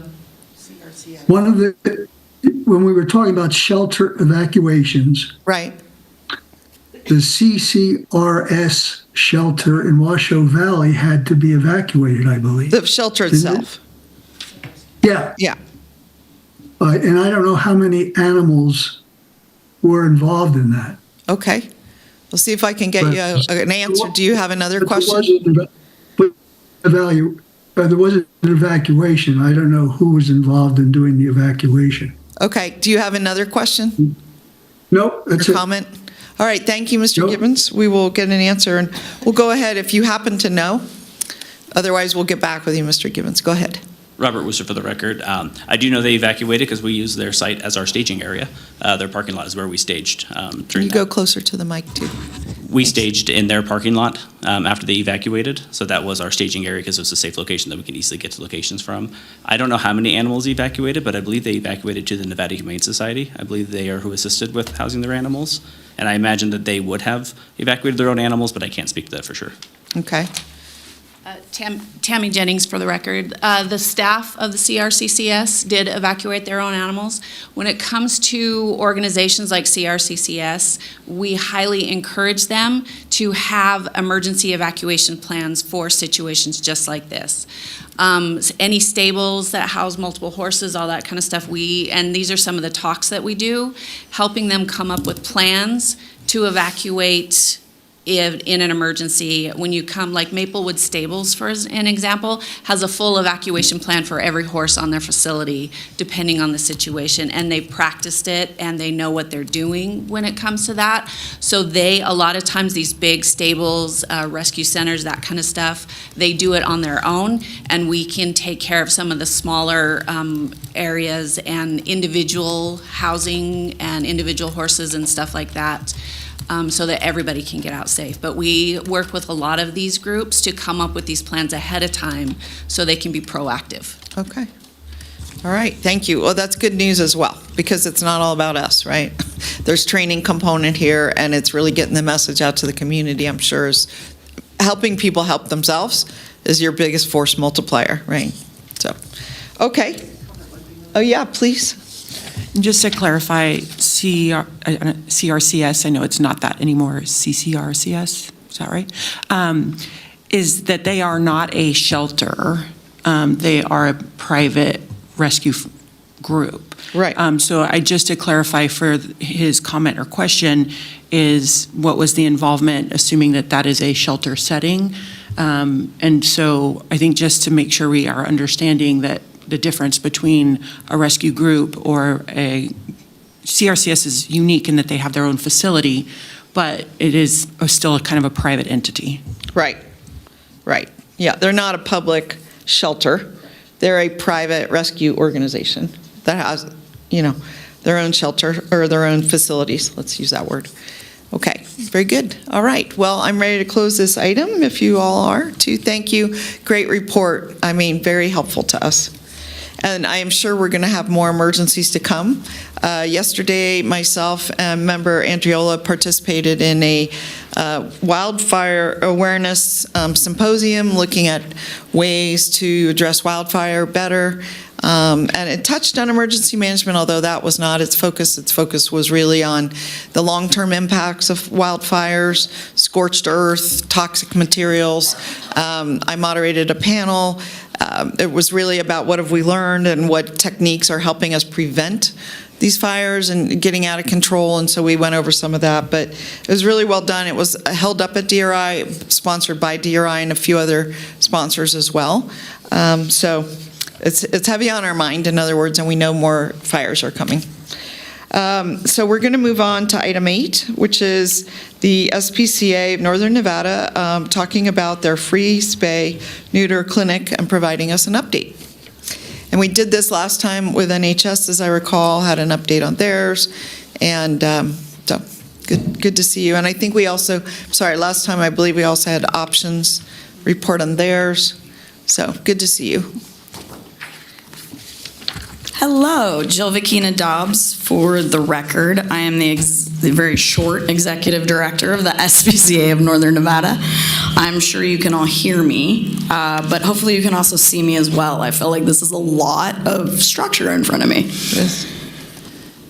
Thank you so much for the opportunity to speak before the advisory board today to do some updates on our spay-neuter services. This has been a huge need and ever increasing, and is really the only way that we can start to get a handle on homeless pet populations again here in Washoe County, as well as regionally, as well as, of course, nationally. So, SPCA of Northern Nevada, we are small and mighty. We are a wholly independent small organization. There's a misnomer that we're connected to the ASPCA and every other SPCA that you've heard of. This happens with humane societies as well, but we're all private, wholly independent organizations, and we do not receive any government funding from any level. So we rely on private donors and private foundations in order to provide the funding to do amazing things like provide free spay-neuter services at a time when they are more needed than ever before. And it is especially important to a small organization such as ours that we take every opportunity to collaborate in order to make a wider ranging impact in animal welfare in our community and region. We actually serve all of Northern Nevada as well as care deserts in Northern California, such as Lassen County and Shasta County. And I am so grateful always for our collaborative partnerships, especially for Washoe County Regional Animal Services, because they allow us to do magical things for our community together. And we are so fortunate to have such a professional, well-run county animal services department. And so thank you again for giving me the opportunity to talk about them, and especially this clinic that we did together. SPCA of Northern Nevada tackles the pet overpopulation crisis in multiple ways. We have a internal spay-neuter clinic for the community. We do that twice a week. We have a very small clinic, and I have it just pushed to the max because our community really, really needs us. So we do that twice a week.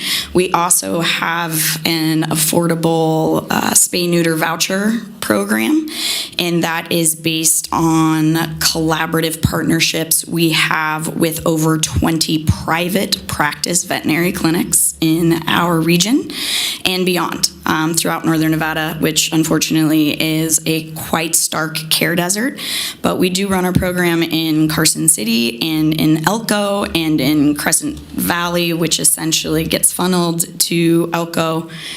And so individuals can apply for a voucher. And once they, get approved, they use it in their local community vet clinics where they're available. And that is, as you can imagine, an expensive program because it costs more, even with the discounts that our veterinary partners provide us. It costs a lot more to run that program than our own internal one. But again, we're a small organization and our clinic is very small and our shelter is pretty small. And so this program is very important because it allows us to make a much deeper impact beyond our shelter walls throughout northern Nevada. And those things are still not enough to be making a dent in the homeless pet populations. And so this year, I worked really hard to raise the funding in order to do a large 3-day clinic. We worked with an organization called Animal Balance. They are an international organization, and they have a domestic arm as well called USAID. And we worked with them, started working with them months and months and months ago in order to provide this large community spay-neuter clinic. Well, it always comes back to where are we going to hold the clinic? Again, I know I keep saying this, but we have a very small clinic. And it is a whole different layer in order to set up a purely MASH style clinic, which is you have like a gymnasium or other large open room, and you have to transfer every piece of equipment from surgical beds to anesthesia machines, to all the things it takes to clean instruments and redo packs and laundry. You have to be doing laundry through these clinics, right? And so it's a whole nother layer that would have made it impossible for us if it was not for Washoe County Regional Animal Services enabling this clinic to occur at their fabulous clinic. So I want to take a minute to really talk about the importance of the fact that Regional Animal Services lives up to this Washoe County mission every single day. They work together regionally to provide and sustain a safe, secure, and healthy community. So just sitting in the audience now, listening to all that they do while seeing those mission words on the wall, this is a perfect example of how they go out of their way to collaborate in order to help the community beyond their extremely limited resources. 14 ASOs for all of Washoe County.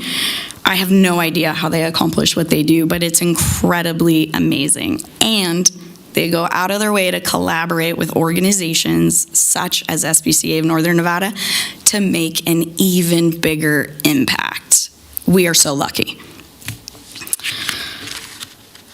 I know you're all wondering how long is she going to go on and on before we even get to the first slide. But this is the first slide, and this is a very important I didn't say that. slide. You did, but yes, please proceed. Truly, I cannot emphasize enough. I've been in animal welfare for over 20 years. I am an attorney. I was also a financial expert. I've been in lots of different collaborative environments. Teamwork truly makes the dream work in animal welfare. Animal welfare cannot be successful without collaboration. Oh, that's a fun feature. Spay and neuter, we're fortunate to have a lot of vet clinics in town. Their costs are rising. Their costs are essentially the same as human medical services, but there is no underwriting insurance system or government funding that goes to them. And so, of course, their costs have risen over the last few years dramatically. And at a time when the economic disparity in our country is widening ever more, it is extremely important that we are finding ways to provide affordable services for people. And for those who need these services the most, that affordable definition really becomes free. And so we put this clinic together, and I found some amazing private donors who really understood the important need to be providing this. And we have a very bilingual community with multiple languages, but Spanish does remain the second most spoken language in Washoe County. And I don't have the specific stat, but I would also presume Northern Nevada as a whole. And so for us, it's always really important to be translating our services into Spanish as well. And so this was the very cute banner that Animal Balance put together for our clinic. And it is set up in the parking lot because we had to make sure that we designed the whole intake process of over 70 pets fixed per day during this 3-day clinic in a way that didn't impact day-to-day operations. And so we actually went through a permitting process with the Washoe County Community Services Department in order to use their parking lot, which is directly across the street from Washoe County Regional Animal Services in their shared facility with NHS. And so that's where this banner was, and that's where the check-in pop-up was as well, because you have to keep the cars flowing, and it's a very complicated process. Veterinarians have to do initial checks. They have to make sure that the animals appear healthy enough to undergo the major surgery that is a spay or neuter surgery. And so I was extremely relieved that it worked as well as it did. A lot of planning went into it. And so my thanks also goes out to Washoe County, because there were multiple departments involved in this. Because it takes a village. When we put pets first and we come together, amazing things happen for pets and people in need. So we fixed 203 pets for free over 3 days. The animal balance team flew in from the area and had 3 veterinarians, 4 veterinary, and this is just the animal balance team. 3 or 4 veterinary technicians, as well as a number of VAs and additional administrative volunteers. Washoe County provided Tammy, who's incredible because she is an administrative genius and also an LVT, as well as Ingrid, their LVT, and countless others of their staff who, again, have so much on their plates every single day. And we couldn't have done all of this without them, plus my staff and all of our volunteers. So to give you an idea of the complexity of doing something like this, it takes a lot of moving parts coming together. 104 cats and 99 dogs. So that means, based on the approximations of how much a female cat and a female dog can produce within 5 years, which is 11 to 12,000 offspring just in 5 years. And they all have longer lifespans than that, and they all have longer reproductive spans than that. But just taking that 5 years, this means together we humanely prevented 1.1 million, 1.2 million from being born. The majority of homeless, unwanted litters end up in sheltering systems. That's a huge impact for 3 days. Additionally, I worded that incorrectly. I apologize. This was a late night production. 283 total vaccines were given for free over these 3 days. So it's 142 rabies, 55 DHPP, which is the core vaccine for dogs, and 86 FVRCP, which is the core vaccine for cats. And that is thanks to Petco Love, which is a national animal welfare organization, the charitable arm of Petco, which is one of our many charitable partners in order to make this happen.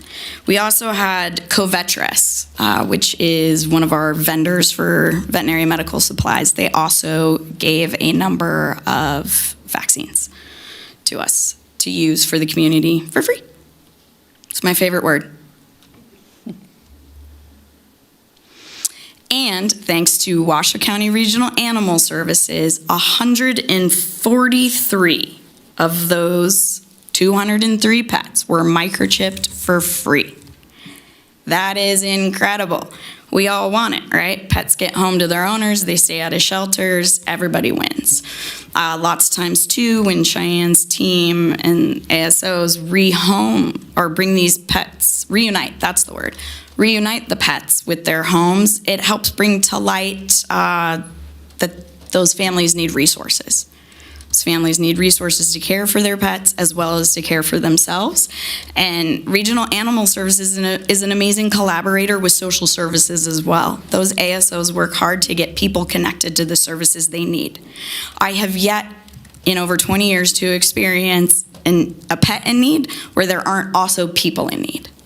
It's the reality of it. We don't have animals stroll off the street, throw themselves down on the surgical table and say, help me prevent unwanted litters. So we see people who share their medicine, their insulin, with their diabetic cat. We see so many forms of needs.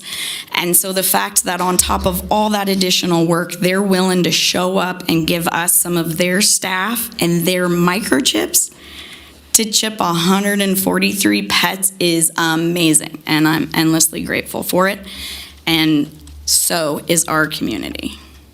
And it ends up saving taxpayer dollars in the long run because they get to be reunited in the field.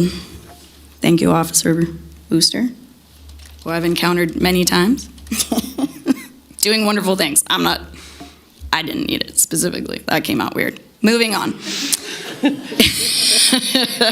I'm an upstanding citizen, I can assure you. This is the dream team. Oh my gosh, so many props to these lovely humans. So we have the fabulous Tammy in the flesh here today as well on, well, my left. I don't know how you're seeing it up there. Your left too. Your left too. Megan Graham, she is the director of USAID, which is, again, the part of Animal Balance that works domestically now. And so they work in California, they work in New Mexico, they work in Arizona, they work in Utah, and they're ever expanding it, right? Because the need for these services is ever expanding. And I am proud to say now they work in Nevada because this is the first time that they have been able to work in Nevada. It is imperative that they have a local organization that provides a lot of the support as well as the money in order to run these clinics. And so it's thrilling to be able to do this. And then my very own engagement enchantress, Nayla Garcia, who is not here in the flesh, but is a force of getting things done and motivating people. And these three humans were the primary leaders on the project, and it was so fun to watch these organizations who had never worked together before come together, and it was so easy, and it was so much dreamy teamwork. It was, everyone had each other's back. Everyone was willing to do whatever they needed to do in order to make this a smooth and successful experience for the pets and for their people and for the community as a whole. It takes a lot of courage for individuals to hand over their beloved family members to people they've never seen for major surgery to be accomplished and then pick it up again in just a few hours. It can be truly scary. And it is important to be able to establish that trust. And when people see other people working together so well at a high level of enthusiasm and confidence, it makes all the difference in the world. And so much planning and logistics and buying supplies and all the things led to these three rock stars showing how easy it can be. And the poodle with the pink hair was the star of the show as far as I'm concerned. One of my favorite pets out of all the 200 plus pets that we got to meet that day. If you're wondering what the number is on her forehead, or what it is on her forehead, it's just a piece of duct tape that has her number. It's part of the process to ensure that the pet stays with its paperwork. We know exactly who everyone is and which kennel they belong in. And so she, I believe at this point, received the sedatives and is waiting in her kennel to get pulled into the clinic in order to undergo surgery so she never has to have puppies. Congratulations, Pink Poodle. these are just a couple of the hundreds of photos that were taken over the weekend to give you an idea, again, of the high level of collaboration and professionalism and planning that's required to pull this off, and was worth every minute of it. An animal goes through the flow. So what you're seeing here is a combination of animal balance veterinarians, SPCA of Northern Nevada, vet techs, and animal balance VAs, and there's a Washoe County staff member in the back there as well that was helping move animals, check animals, and helping the magic happen.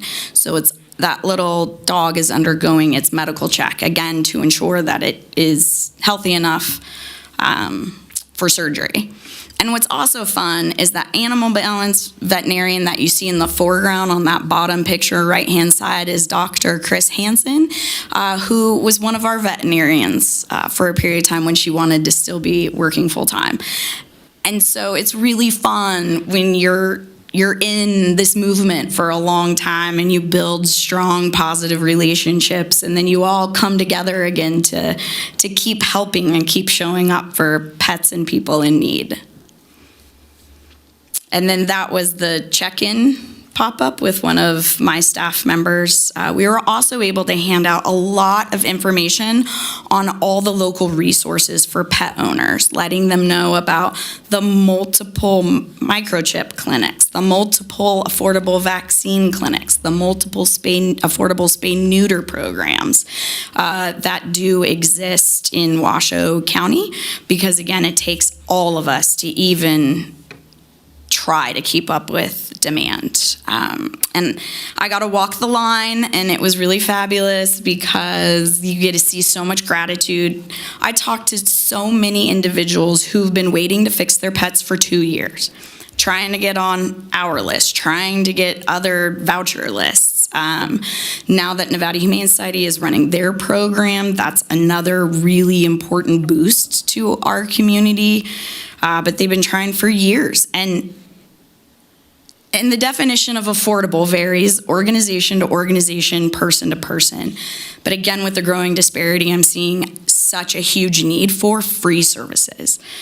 Some community services aren't being filled because the price point still is so unaffordable by a lot of individuals. And so the fact that this was a free clinic, the gratitude was overwhelming and brought me to tears multiple times. We had whole families where it looked like they were probably living out of their vehicles with their pets. So grateful for the opportunity to be the pet parents they want to be, but can't currently afford to be. So the impact was massive and will continue to float me for the whole rest of the year, that we all got to work together and do this. With that, I would love to invite Tammy up so that she can give a bit of perspective from the Washoe County team on this clinic. I have to say, I loved even the staff in the building those days who weren't directly involved were so enthusiastic and energetic. The energy in that building really helped them get through what really is the most difficult job in animal welfare, because they don't often get to do big impact programs like this. They don't get the warm fuzzies from the adoption side of things. They deal with the hardest, most difficult cases and situations, and it felt like a gift being able to provide this collaborative environment for everyone on that team. Thank you. Tammy Jennings for the record, and I can't stress enough what an amazing experience this was to participate in for me. I've been working in the veterinary industry since the early 90s. I usually don't want to put that out there very much. I've been a licensed vet tech since the early 2000s, and this has been one of the best experiences I've ever been involved in the veterinary industry. And to give you a little bit of perspective of how much was going on, in a 3-day period, I kept checking my steps, and I walked over 30 miles around the shelter, going back and forth outside, doing all this kind of stuff because there was so much going on and so many things happening and all that kind of stuff. And it was just an amazing experience. The group from Animal Balance were the ultimate professionals. The groups from the people that came over from the SPCA were the ultimate professionals. It was so much fun for me as a veterinary professional to be involved in this too. And I have a couple of quotes from some of the members of my team that assisted in this. And one of them, to start with, is Sophie, who you see in the picture that right up there. And I got to tell you, Sophie is a rock star. That girl is amazing. And Sophie sent me this little note saying that she appreciated the team's flexibility and willingness to step in wherever needed, and that she was very impressed by how well all the teams operated together. Our program assistant, Nicole, who stepped in whenever we needed her, sent me this quote: "The teamwork, professionalism, and compassion displayed throughout this event made it a rewarding and memorable experience for all involved. Working alongside such dedicated and passionate organizations who all shared a common goal was truly inspiring." And then Ryan Crane, our administrative assistant, got roped in as well. And he said that working with the SPCA and Animal Balance was a fantastic experience. Everyone was happy and in great spirits, full of energy and excited to be there. So it was just an amazing experience, and I was truly proud to be a part of it and to work with both of these amazing groups. Thank you. See, she agrees. It's not just me. No, we got that. It sounds like an amazing event. Perhaps you could walk us through the remainder. I know we still are waiting to hear from NHS today and a few other presentations. So thank you so much. It sounds like an amazing event. Yes, it was. I just have a few more things to share. Back to the trust situation, it can be unnerving for people to hand their pets over to a high quality, high volume spay-neuter program, whether it's a standing clinic program or a big event like this. And there is always an expected complication rate, between 1% to 3%, really depending on which national organization stats you're following. And out of 203 pets enduring this surgery, only one patient required aftercare, and it was essentially a warm compress situation to reduce swelling. So we can do this, and we can do it well as a community. And that's Tom, the volunteer, who's usually an amazing cat guy, but fell in love with some small dogs that day. These are just some more pictures of the process and how it is, and how each of these organizations really stepped up to make it happen and to make it professional. This is the picture on the left was the pickup. Pickup's easier than drop off because they are staggered as animals come to. And those are all SPCA of Northern Nevada volunteers.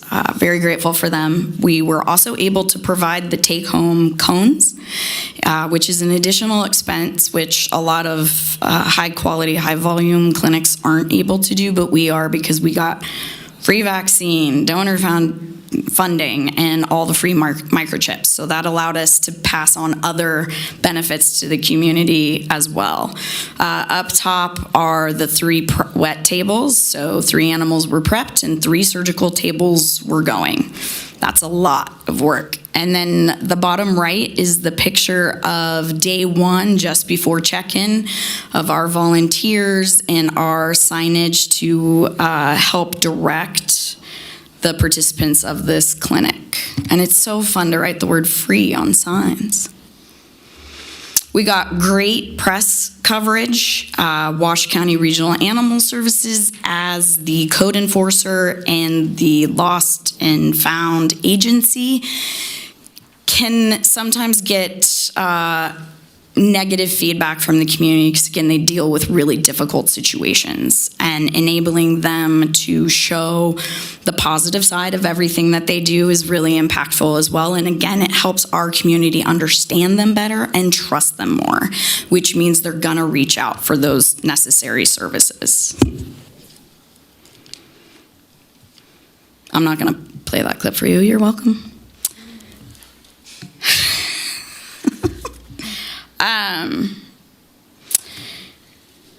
Options Veterinary Clinic is another close collaborative partner of both my organization as well as Washoe County Regional Animal Services, which you know because you hear their name a lot. And they were not a specific partner on this event, but we collaborated with them to help make a big dent in their waiting list for all the people waiting for community spay-neuter, as well as ours, as well as a couple of the other foster-based rescue groups so that we could try to catch up. This is what we're doing. We're trying to catch up. And so I wanted to take a moment to give them a shout out because they were very much the superhero of the day. Our enclave went down, and which is the piece of equipment necessary for sterilizing the instruments. And Options, who is located just across the street, was fantastic enough to let us steal theirs. It went down on, I think, Sunday. So luckily they were closed because it was a weekend for them. But that's an early morning phone call to a trusted partner, and yay for strong relationships because they definitely saved the day there. And then we ended up needing an additional anesthesia machine, and they came to the rescue again. So I just want to emphasize that wonderful partnerships are so important. And then speaking of Options, I'm a proud member of the Options Advisory Committee, and Washoe County Regional Animal Services recently hosted a meeting in person at the Washoe County facility in that classroom. And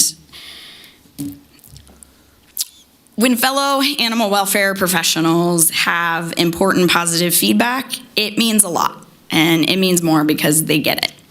And so I think it's important for you all to hear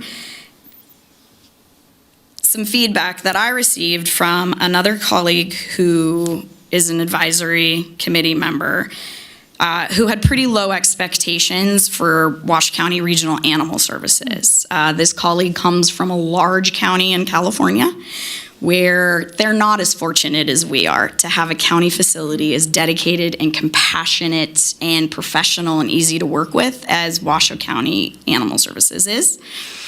And so I, along with some others, we encouraged her to take a tour and meet some staff. And her response was how quickly impressed she was with the facility, the customer service, the helping the community first, the compassion, and her overall experience. And she was also impressed with the fact that this is a county agency and how collaborative they are in their spirit and their partnerships. That she, in all of her years, which probably 30 years of experience in animal welfare, had never seen the county agency so positive and collaborative. And she found it, and I quote, so inspiring and motivating. So it's important that we all help get the truth out about Washoe County in our community so people trust them and they're allowed to continue to get the support that they need in order to do their important work.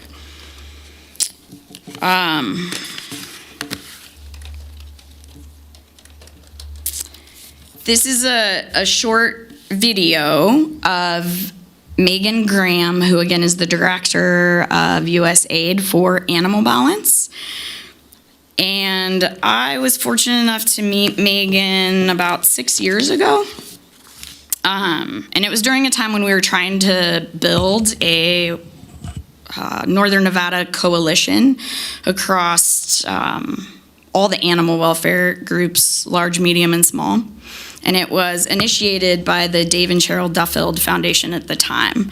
And Megan was working for that foundation. And although her time with that foundation was short, her dedication to collaboration and creating these lasting positive impacts deeply aligned with mine, with Cheyenne's, with Bonnie Brown's, and with Simi's from Pet Network, and has just continued to influence our work on a daily basis of really coming together to make these positive impacts and share our limited resources for the betterment of pets and people in our area. And so she does a lot of these clinics, and I would like to share this minute, if it's that long, video of her experience. Oh, shoot, I did it wrong. Sorry, that was user error. Again. It may be that, can you run it from where you are?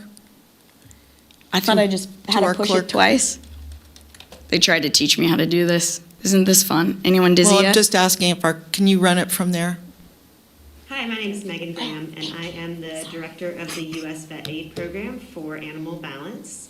Animal Balance is a nonprofit organization that travels throughout the U.S. and around the world, providing high-quality, high-volume spay-neuter clinics for cats and dogs as a means of humane population control.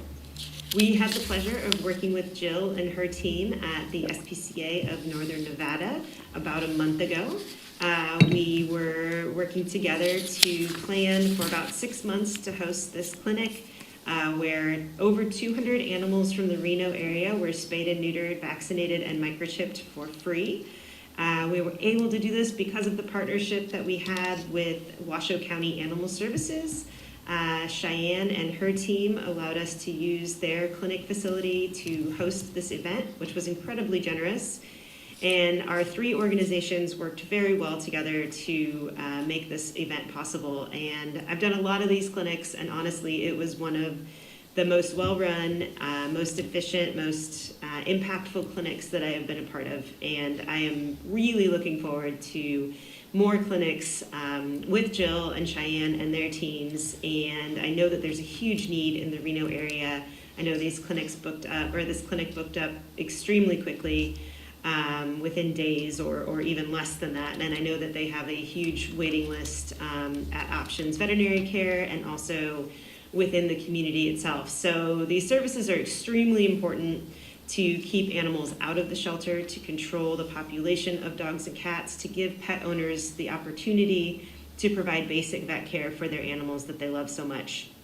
And we really hope that we can come back to the SPCA, Washoe County, Nevada, Reno. We hope we can come back again soon. This was our first clinic in Nevada, so we were really excited to be in a new state, and we are incredibly excited to come back again soon. So we hope you'll have us back, and we, again, just can't emphasize enough how important the partnership was between Animal Balance, SPCA of Northern Nevada, and Washoe County Animal Services. And a huge thank you to Jill and her team, as well as Cheyenne and her team.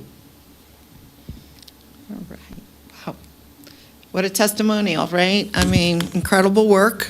It sounds like. Thank you so much for being here, Jill. But also, you have emphasized on every slide that collaboration is essential to make this whole scene work.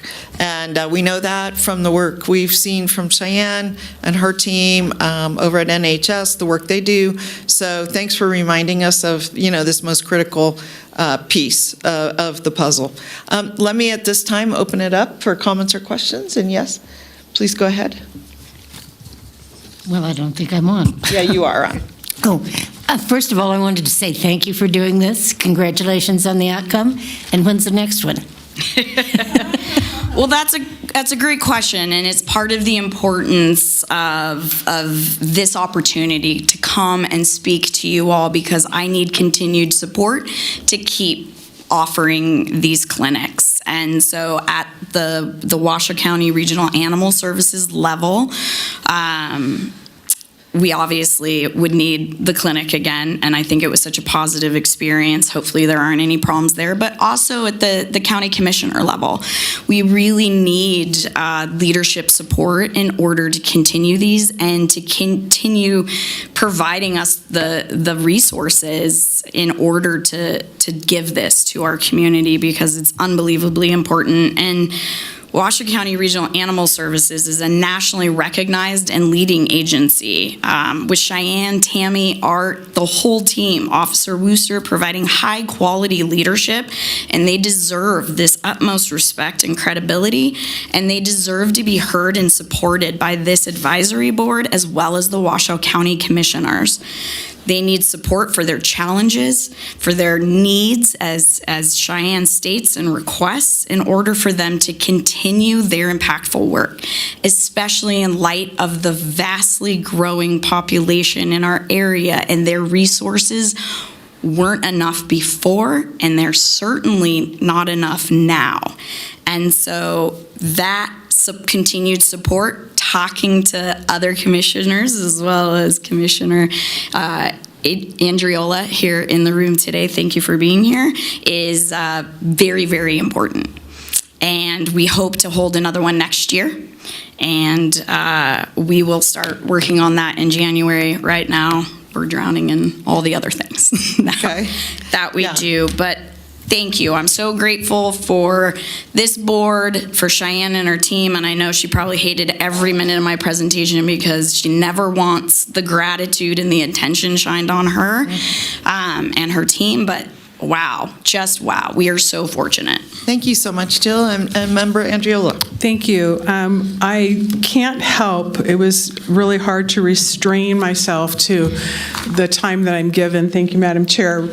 Because you opened up by saying you're an attorney and a finance person, and I think you've set the record for both of those careers, being the most enthusiastic person that I've ever seen, holding two professions, with all due respect to legal counsel, that don't always, have such exuberance.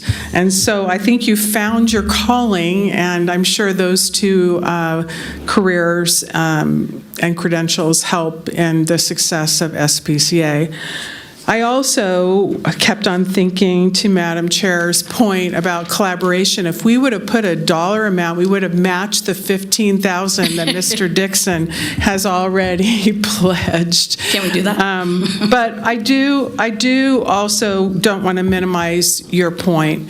And I really can't thank you enough for sharing how collaboration, partnership, with a sole purpose of really being bound by the love of animals and their benefit to our community, and more importantly as well, to the loved ones that they have, right? Called humans. And so it's just so wonderful to have you share what the, core culture of the Washoe County Animal Services have in understanding how really working together can have a great outcome. You've proven that. So to Trudy's point about, the Vice Chair's point about when are you having it again, I hope we don't have to wait a year just based on the fact that the need is there. If you need a volunteer during this next time, I'm going to volunteer myself because I just want to work with you, really. I want to just be immersed in your commitment to how important it is to work together and to actually be at the highest level of professionalism for the love of our community and the animals that reside in it. So thank you, Cheyenne, to your team, right, and to Jill and your team, and to all of the other partners, because as you put it, it takes everyone working together, really, and it's just so enthusiastically hopeful that we can actually have this be emulated in every aspect of what Washoe County does with animal services. So thank you all. So well put. Thank you, Member Andriola. Ditto. I mean, I couldn't have said it better. So again, I've had the privilege of knowing you, Jill, for quite some time, many years, and you even served on this board. And we appreciate the service to the community, the whole entire thing. So let me just see, are there any other final comments here? Is there any member of the public looking to make a comment online or in person? There's no members on Zoom. All right. Well, thanks again for being here and sharing. Thank you, Jill Dobbs, for the record. Thank you so much for the opportunity, and thank you for the continued support. And I am happy to accept your offer to be a volunteer, and I look forward to working with you as well. Yay. Thank you. That's awesome. All right. We will move on to item 9, which is the 2025 legislative update. And who will be providing that to us? Same enthusiasm. Can you match that? All right. The bar has been set. Well, good morning. My name is Rebecca Goff. I'm the Nevada State Director for Humane World for Animals. formerly known as the Humane Society of the United States, and very soon I will get to stop saying that second part.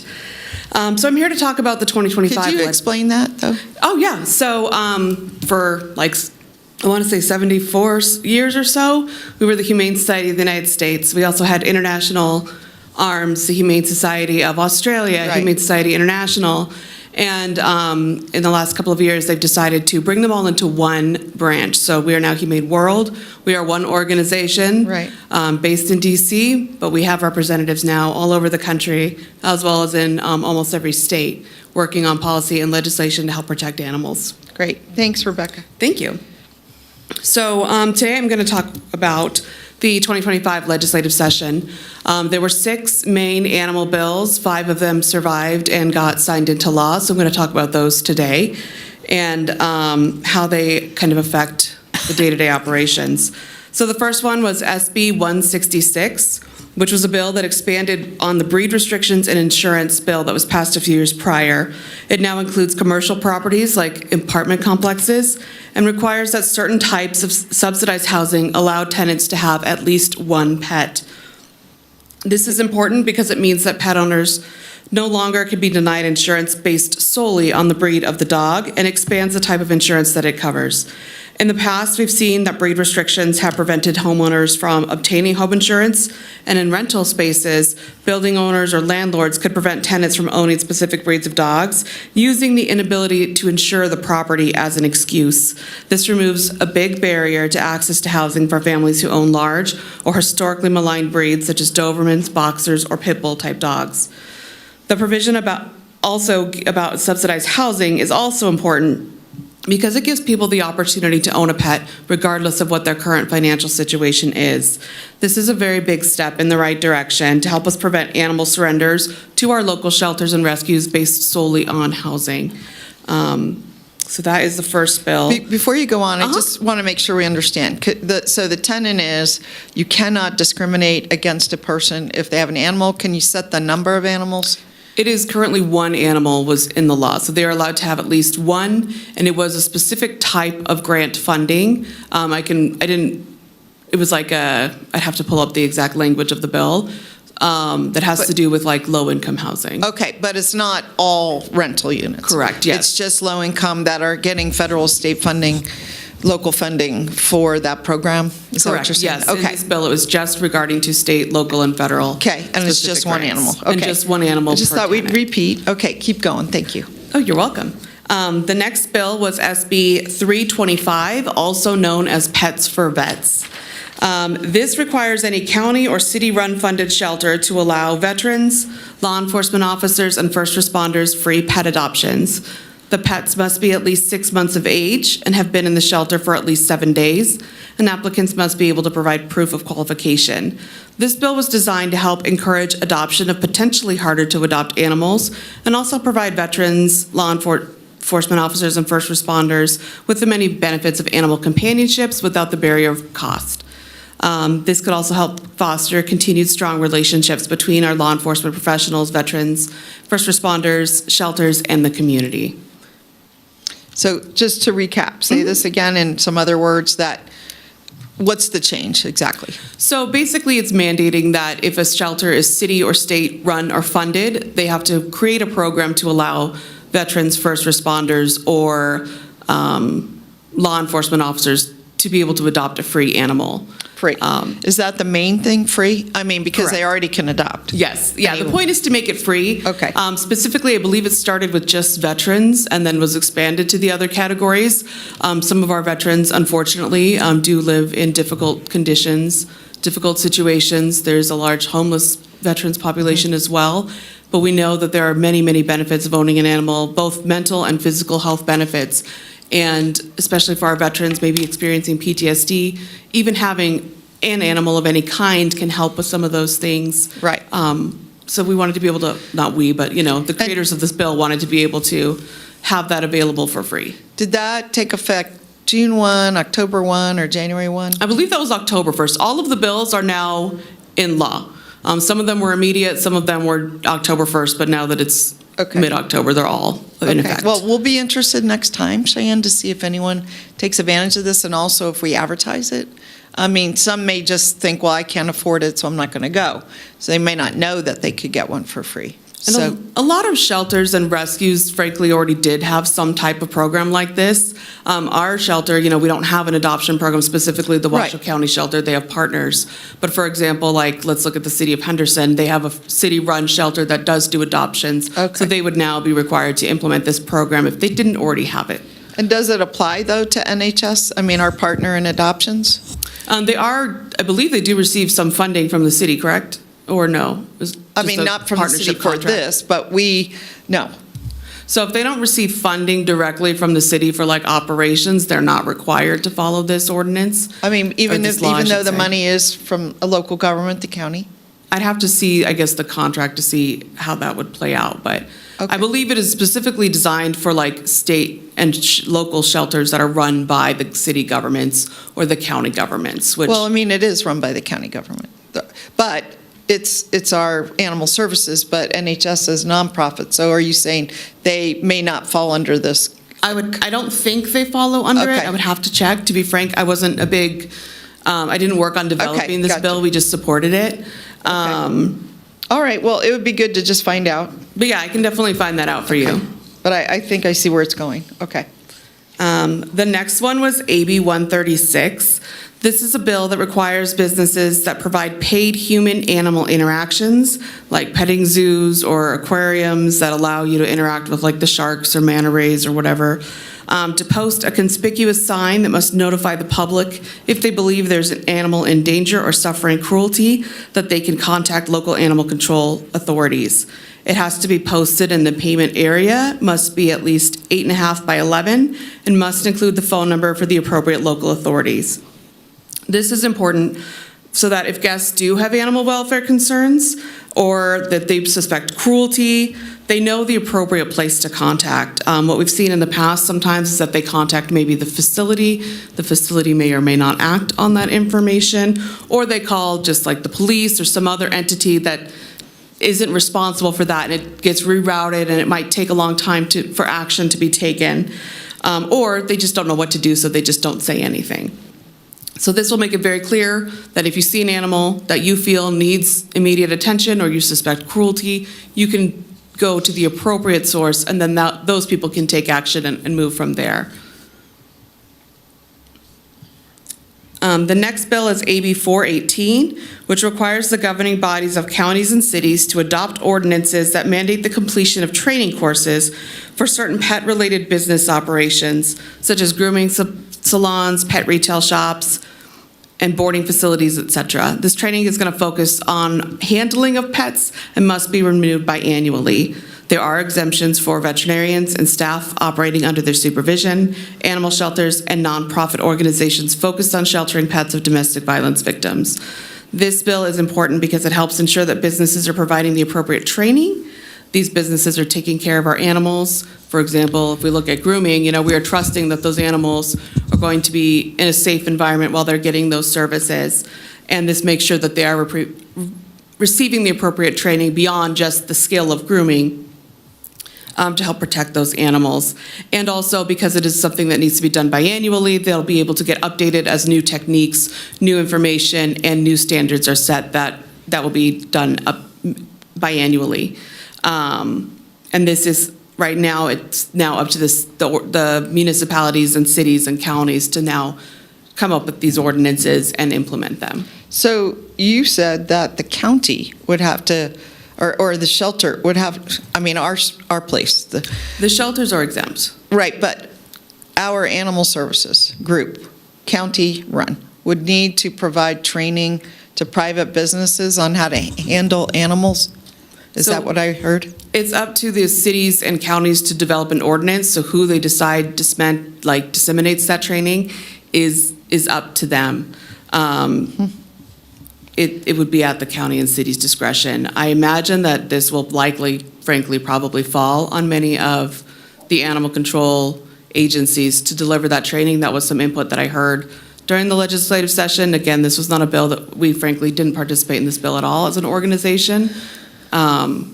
It it was a private bill that was brought forward by a different entity. Well, I'm going to be interested to see, Cheyenne, this seems pretty complicated. I mean, it's a brand-new duty. There's no money from the state to do this. The county would either have to hire a third party or have staff to do training, and there's quite a few of these groups that do grooming, either on-premise or mobile lab, mobile grooming, that kind of thing. And it's probably more than grooming, but like yes, from what I understand, training as well. Yeah, training, retail pet shops, so if they sell puppies. From what I understand, this bill came forward to a legislator from a constituent who had an experience where their dog either was severely injured or died at a grooming salon. Okay. We didn't participate in this because it was a very complex bill. It's not an area that we frankly have done a lot of work on. While the sentiment is amazing, we think training is very, very important. I think that there's still a lot that needs to be done. Yeah. Was there a date given by which they have to adopt this ordinance? I believe this was one of the October 1st going into effect ones, but I don't know that there's a date for the ordinance. Okay. I'd have to reread the bill. I don't remember seeing a date. Okay, we should know that because we had to, at the city, for example, adopt an ADU ordinance. We were giving a year. Luckily, we were well underway in doing that, but many jurisdictions probably hadn't even started. So, yes, yeah, and I believe that the county government representatives were at least present at these hearings, so I'm sure that they might know more as far as if there was a date or what their input was on the bill. What's that? She's in the audience. Right here. Who was in the audience? That was, Cadence? Okay, well, later, maybe you could come up or even now, but, okay. And I can also look back at the specific language. I was just kind of trying to look at the overall summary of the bills and kind of how it affects animals. And in this bill, obviously the animals would benefit from the further training, but on a city and state level, it's much more complex. Well, why don't you just speak to this, if you know? Were you at the hearing? Do you know anything about this? Good morning, Madam Chair, members of the board. For the record, my name is Cadence Matievich, and I serve as Government Affairs Liaison for Washoe County. Thanks for the opportunity to add to Ms. Goff's information. So yes, Washoe County was present at the hearings for this bill. I can give a little more context. As Ms. Goff said, yes, it was something that the particular legislator who sponsored the bill was contacted by one of her constituents whose pet did suffer distress following grooming services and ultimately did pass. However, I think it's important for you all to know that Clark County already had embarked on putting this process into place. And so it did make it somewhat more difficult for local governments to come to the table to say that this was going to be overly burdensome or challenging for us to put into place. We did express that likely this would take resources that are not currently allocated. We submitted a fiscal note that said at that time we could not determine what the direct fiscal impact would be because the bill was not at that time specific about duration, some of the things that later were amended into the bill about the frequency of the training, whether or not it had to be provided in person or virtually, and some of those things were clarified as the process continued. As Ms. Goff said, it is up to each of the local jurisdictions as they adopt their ordinances to craft the ordinance really in the way that works best for their community and their organizations. And I know that Ms. Scholl and her team are in the process of doing that now. Okay. I mean, it may be that the ordinance mandates the training, but that let's say the groomer or the pet store or whatever pays for the training from a third party. I mean, that might be a good division of duties where the government sets the requirements and the training frequency. It's like continuing education, but that we're not providing it and they have to pay for it, just like a lawyer does or many other professions that are regulated. I don't think pet stores are regulated, but the part that is doing animal care, washing animals or whatever, maybe there is a regulation. I just don't know. So we'll have to, I don't know if you might bring that to us at some point, Cheyenne? Okay. Usually we do review all the ordinances that get presented to the county for consideration prior to them getting there. So it sounds like we'll have work to do. Okay. Thank you. Okay. Sorry, this is a new tablet and I barely know how to use it.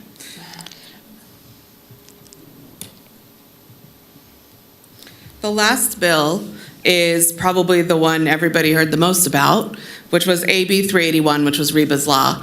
To give a quick background on this bill, this came about because of an incident in Las Vegas last summer where a English bulldog named Reba, well, she was named Reba by the rescuers, was placed into a plastic tote, sealed, and left in direct sunlight next to a dumpster on a day that was over 110 degrees.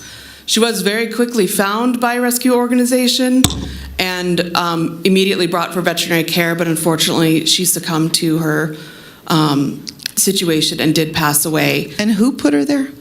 I don't remember the names of the perpetrators. They were... Oh, it was an individual, not... It was... Okay. Correct. It was an individual yes. that put them, and they have since received their sentences, but I don't remember them off the top of my head. Okay. The community in Southern Nevada obviously was rightfully outraged by this and created a lot of pressure towards the elected officials to do something, to create stronger laws, to do something to help protect these animals. And this bill is a direct result of that. And it was very fascinating to work on this bill and see the community interactions with legislators, see the public media coverage, and really get this done. This was a bill that didn't get voted on until like 15 minutes before session ended, its final vote. So it was like a down to the wire thing. So what this bill does is it strengthens animal cruelty laws and tightens penalties, as well as cleaning up some like administrative language that was there. The main points of it are around animal seizures and disposition. So now officers can humanely euthanize an animal if they take possession of it, if they get a court order to, or if a licensed veterinarian or euthanasia technician recommends it. The court is also no longer allowed to order the sale of an animal at auction. And there used to be an exemption for any animals on agricultural land. Cruelty laws did not apply there. That exemption has been removed. It also increased penalties for cruelty. Willful and malicious cruelty causing an animal's death or cruelty done to intimidate or terrorize someone is now a Category B felony and can get 1 to 6 years in prison. Cruelty to police animals is also treated as a Category B felony now if the animal is killed or totally disabled. There's also a bit about animal abandonment. Abandonment of animals, regardless of their health, is now prohibited and carries the same penalties, including enhancements for specific circumstances. The exemption for feral cats, or community cats, as we like to call them, remains. Animal cruelty and domestic violence cases, a court can now issue a temporary order to prevent the abuser from taking or harming an animal owned by the victim or minor child during domestic violence proceedings. There's a provision about juvenile offenders. If they're found guilty of animal cruelty, the court will now require them to undergo a psychological evaluation and participate in treatment. The court can also mandate offenders convicted of animal cruelty for adult offenders to undergo rehabilitative or educational programs in addition to psychological evaluations and counseling. And there is a provision that relates to animals in hot cars. Now the bill expands protections for these animals left in vehicles. An individual who removes a pet from a locked car to prevent harm is granted immunity from both civil or criminal liability as long as they follow specific protocols, mainly like they have to remain at the vehicle, they have to call the appropriate authorities, etc., until help arrives. So those were the main key provisions of Reba's bill. This is, I think, really important for a number of reasons, but mainly because I think it shows that Nevada takes animal crime seriously. I think many of us in the animal welfare community wish we could have gone further, but this is a good step in the right direction. And it also will hopefully help deter these crimes. Previously, most of these things were misdemeanors, or, it would build upon to a level, I believe it was C felony, if I recall, a lower level felony and lower level prison times. So this was a very important bill to be passed. I think it sets a very important statement to the state. And those were the main animal bills that passed this session. Wow. All right, really good, really thorough, pretty exciting to Ms. Angiolo's point, I mean, especially this last one, because it looks like it's going to have direct positive impact on your ability to enforce, take care of the animals. let me ask a question. So there's, just like Reba, it's become widely known that we had an animal hoarding case with 101 cats, I think it was. And I did some research on this with our city because it sounded like that unless you could see the problem from the right-of-way, the city could not intervene, even if they had complaints. And it sounded like the county was similarly restricted. And so we've had a fair amount of discussion at the city about this, whether we need to change our ordinance, whether this should be a state law.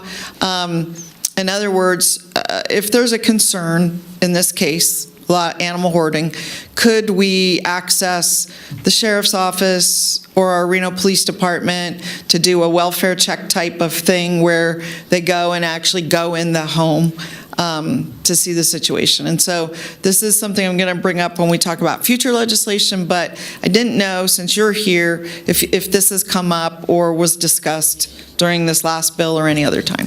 It didn't come up specifically about Reba's bill. This was really trying to look at the most heinous Egregious, animal crimes. yeah.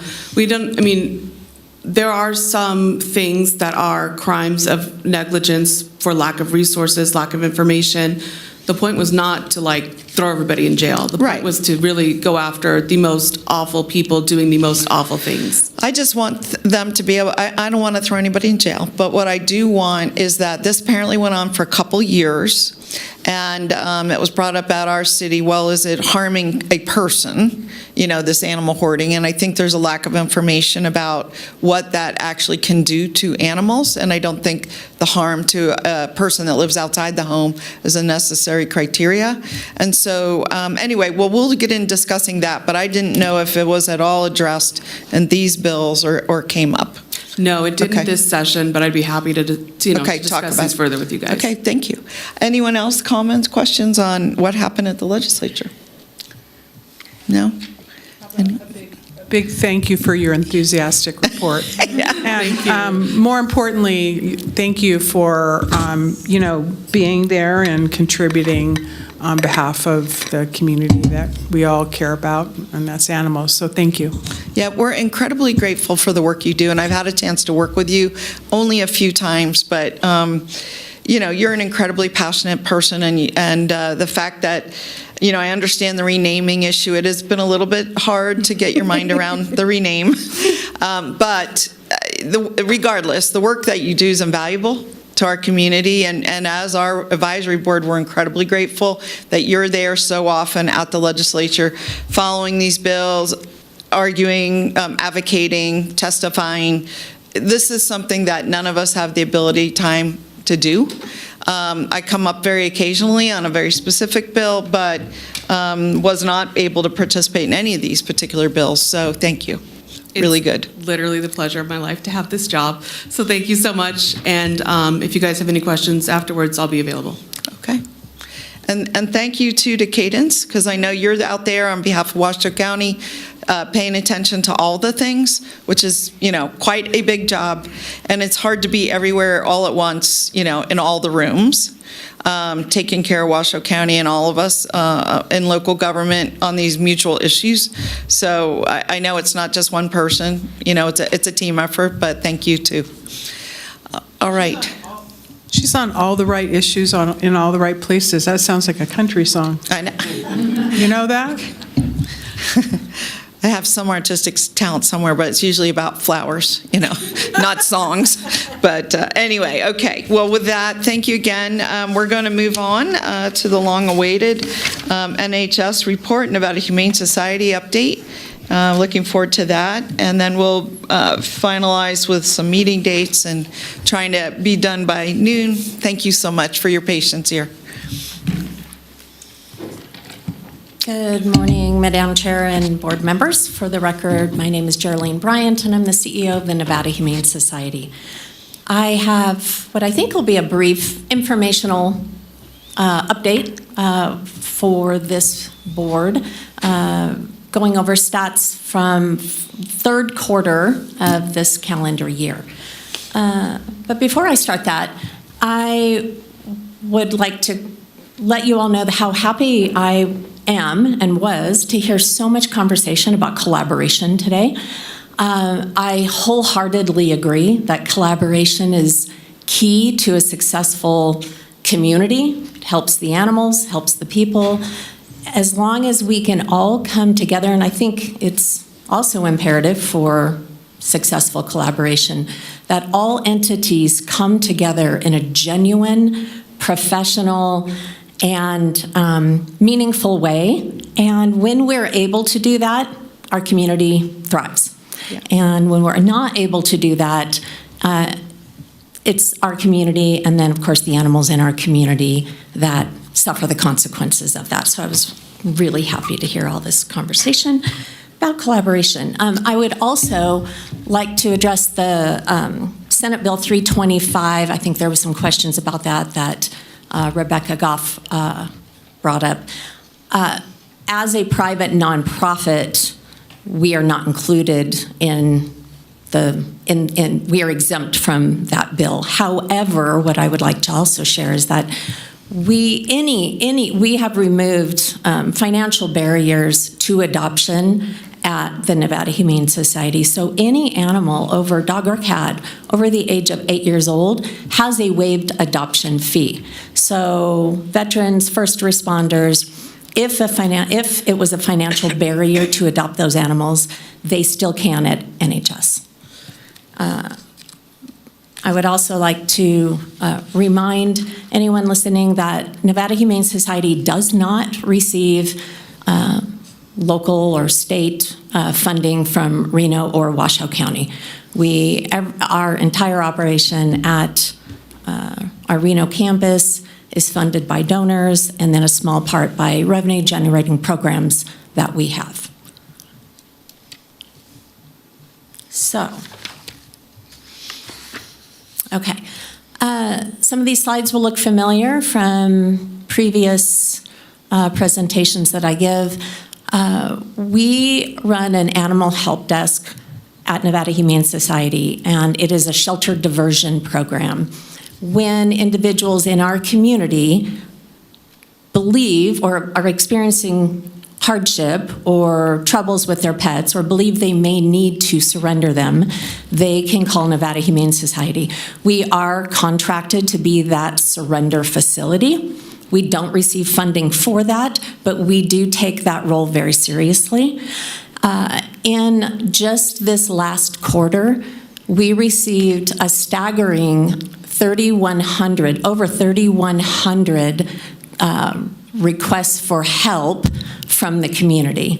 Of those 3,100 requests for help, almost 2,500 of them were requests to surrender their animals. There are a variety of reasons why an individual may need to give up their animal. Oftentimes it is circumstances that they have no control over or something changed in their life. Oftentimes it is because of the behavior of that animal or unsafe behavior of that animal and what it is exhibiting in the home, or it may be due to medical needs that that animal has. Our average response time was 41 hours, and the median wait time to surrender for a surrender appointment was 10 days. This is a very resource-heavy program that we have. It is our client services team that manages this program. Not every client services representative is trained and has that level of training to handle these really emotionally charged phone calls and pleas for help that we get from the community. Sometimes I only have one person on for a particular day. If we're lucky, maybe we have two. Of those almost 2,500 surrender requests, in Q3, that yielded 734 animals coming through our doors being surrendered to us from the public. So again, coming to us with a variety of medical and behavioral needs and interventions that they may need. And then, of course, year to date, just over 2,000.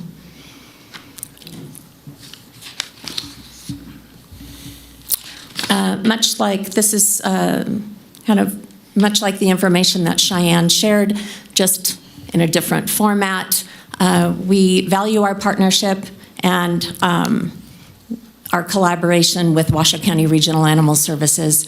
And this in Q3 shows the percentage of cats and the percentage of dogs that we transferred into NHS. Again, many of those animals also needing medical and behavioral support and interventions.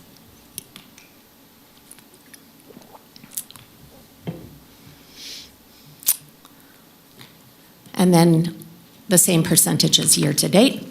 91% of cats, of available cats that were available for transfer that had not been reclaimed after their 5 days, 91% we transferred over into Nevada Humane Society's care, and 88% of dogs.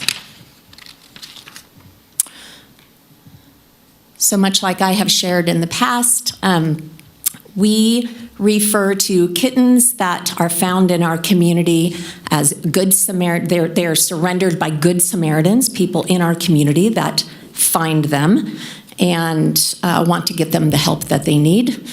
And kitten season is pretty intense for us in this community, and certainly for us at Nevada Humane Society. It can start around February or March and ramp up in July and June and July. It is not uncommon for us to have over 500 kittens out into foster care at any given time. It takes quite a high level of coordination between the foster team, our medical team, our community outreach team, and then of course a big shout out to everyone in our community that fosters for us, including some of you on this board. And in Q3, we accepted just over 700 Good Samaritan surrenders, and then 1,349 year to date. Many of those babies are hours old when we see them, or maybe weeks old. Many of them have been without their mom for a period of time, so they require different levels of support. And then this is just a summary in Q3 of our total intakes. As you can see, their surrenders, again, that come through our animal help desk, 734, 1,115 from Washoe County Regional Animal Services, 701 of those Good Samaritan, mostly little babies, kittens, and then a small variety of others. And then year to date, we've accepted in almost 7,000 animals and almost 2,300 from our community and almost 3,000 from Washoe County Regional Animal Services. And then just over 1,400 of those Good Samaritan babies.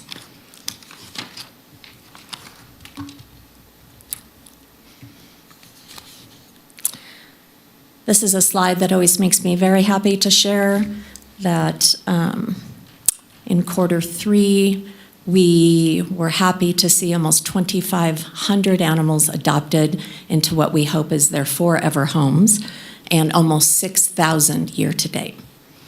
And you can see that those numbers are slightly up from the same period of time, Q3 in 2024, and then year to date 2024. So I would like to say that our numbers are going down.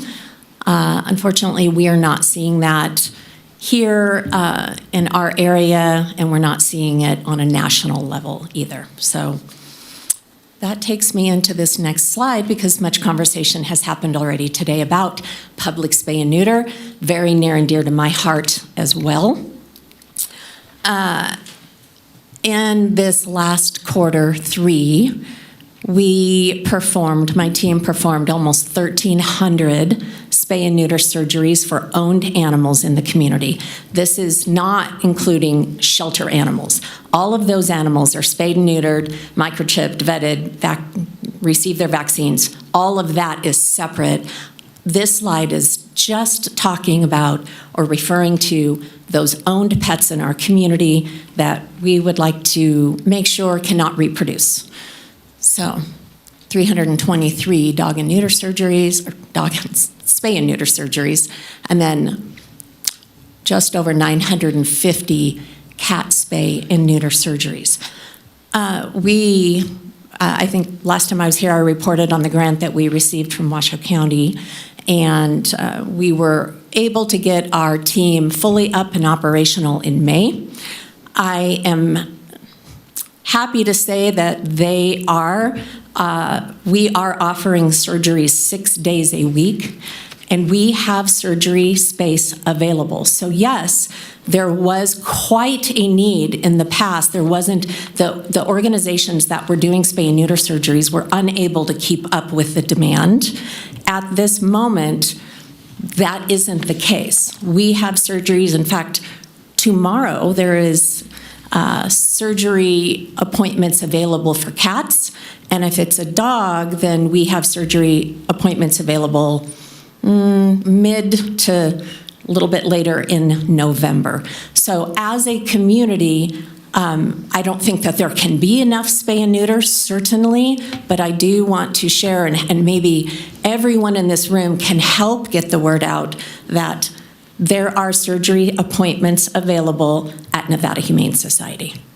So I look forward to I don't look forward to the day where I can say those aren't available, but right now they are. I would also share that in this last quarter, as part of the grant agreement that we have with Washoe County, we provided Washoe County Regional Animal Services with 500 vouchers to be distributed to rescue groups, where if they transferred an animal out of Washoe County Regional Animal Services, they could get the animal spayed or neutered at no cost to them at Nevada Humane Society. And then I'm also happy to share that we were just approved for a grant from the Jason Heigl Foundation, where we will do a 2-day waived fee spay and neuter event in the next couple of months. So Commissioner Andriola, if you still want to volunteer and you want to volunteer sooner, we'd be happy to have you.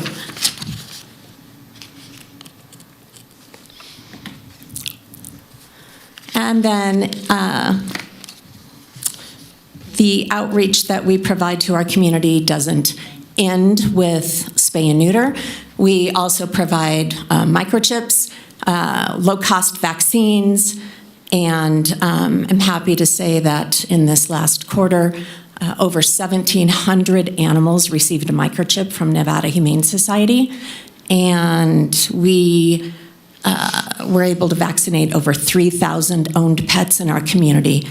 Again, that is just in this last quarter.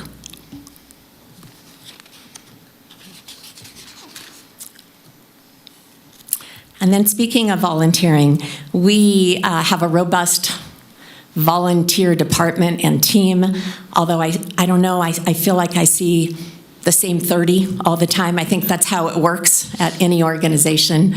On an annual basis, we see about 1,200 individuals come through our organization, but some of those are with companies or organizations that do volunteer days. Some of that is community service. And then for our volunteers, we have a dedicated base of about 250. Again, I feel like I see only a portion of those, but we are so grateful to our community and to our volunteers that choose to give their time to the animals and to Nevada Humane Society.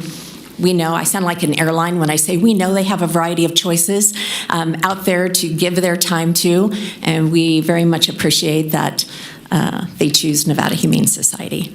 And we try to show our volunteers the love and appreciation, and it's something we talk about at a leadership level quite often.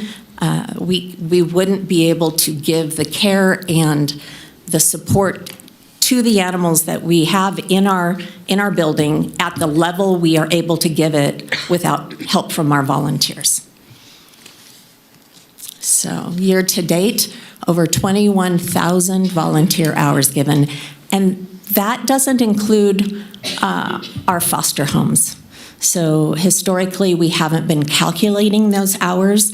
They are staggering. I think we did a rough estimation recently, and it's over 1 million hours in a year when you include the care from foster givers.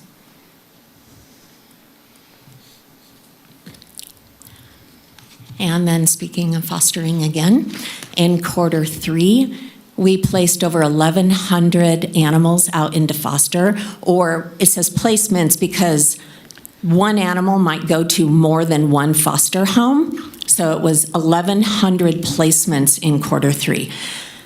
I can't begin to tell you the level of coordination and effort behind that. Standing here and we're looking at a slide that simply shows numbers, there's no way for me to fully articulate what it takes to make any of the numbers happen on any of these slides.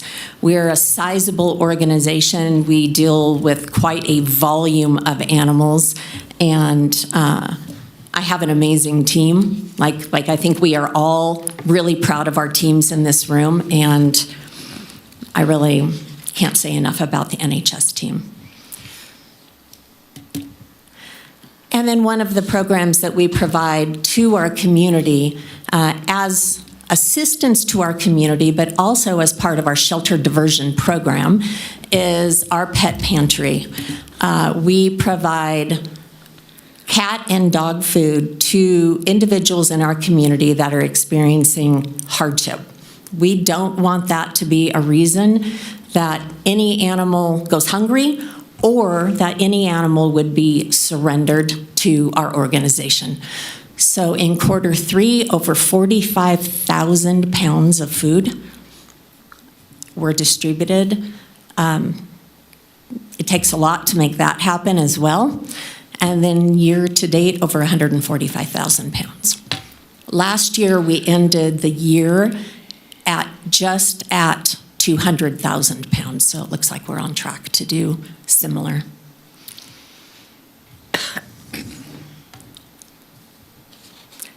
And that is it for my presentation. I'm happy to answer any questions. All right. Let me open up to the board. Any questions, comments? Yes, please go ahead. Ms. McMahon. Julie McMahon for the record.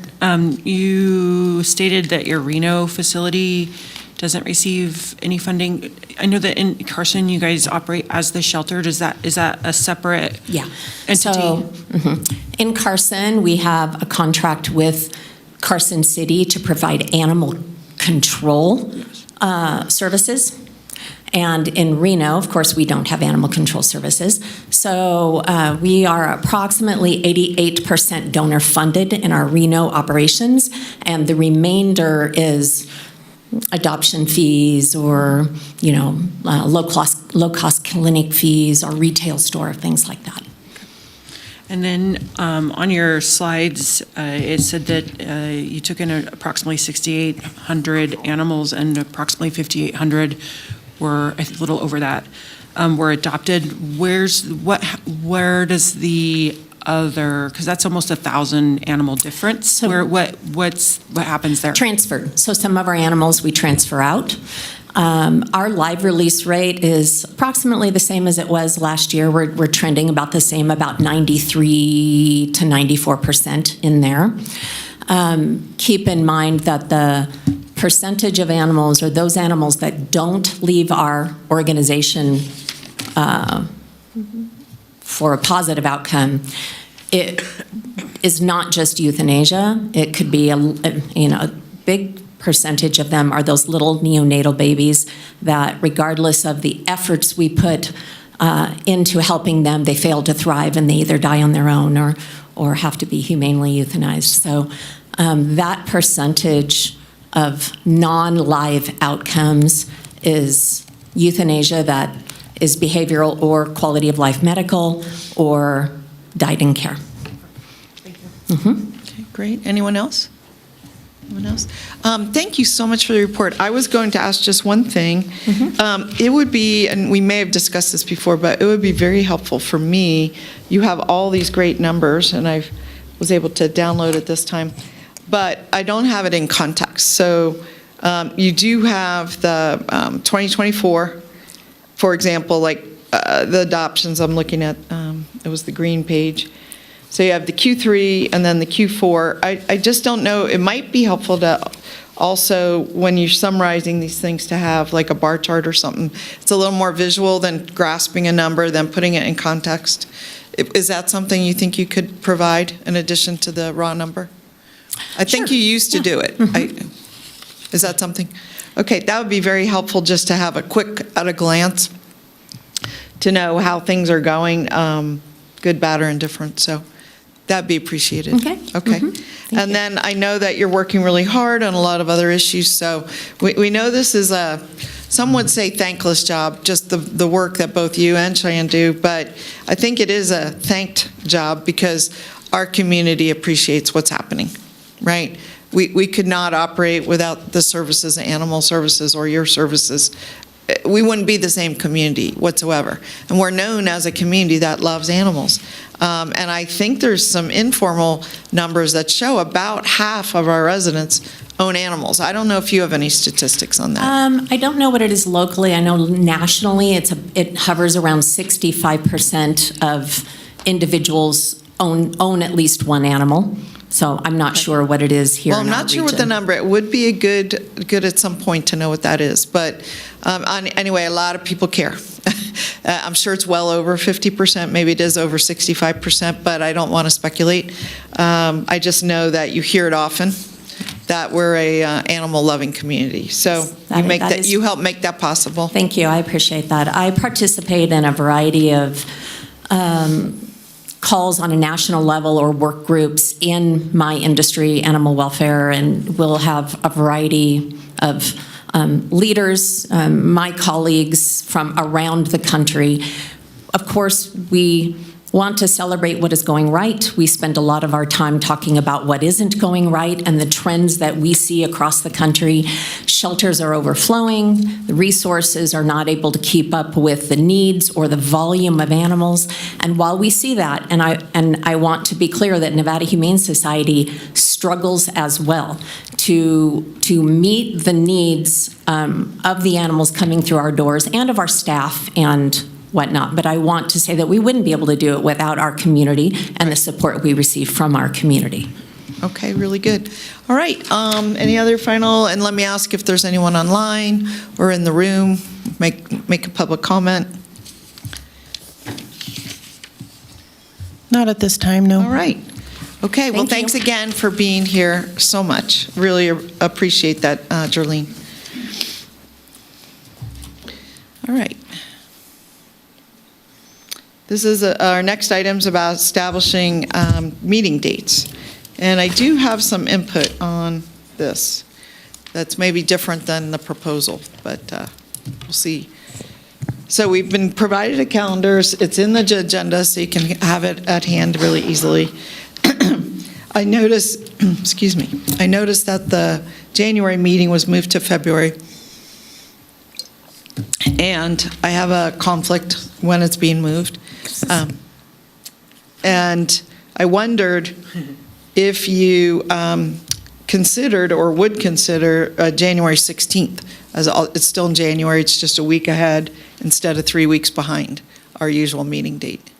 Cheyenne Shull, for the record.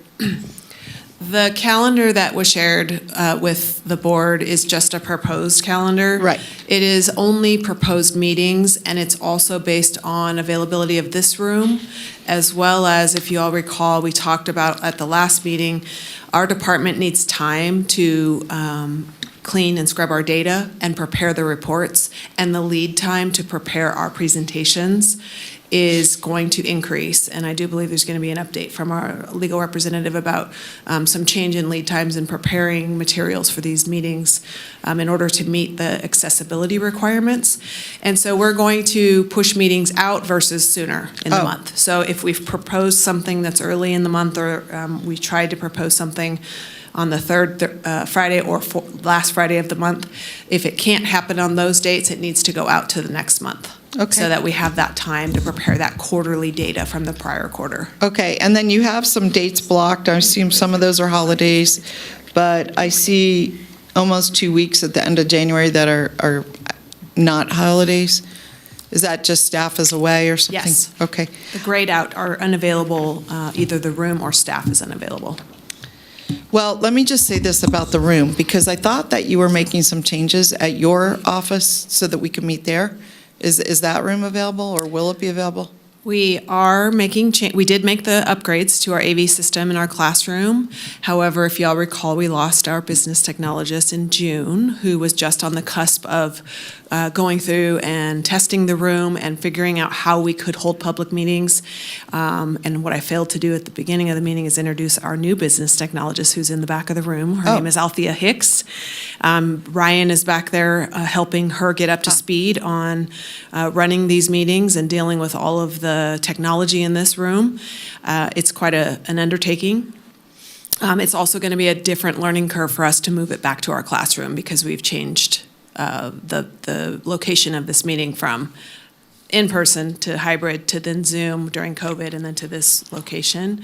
And so my team is going to have to adapt and test out the room. So we propose at some point in 2026, we'll be able to relocate this meeting back to our education room and our shelter.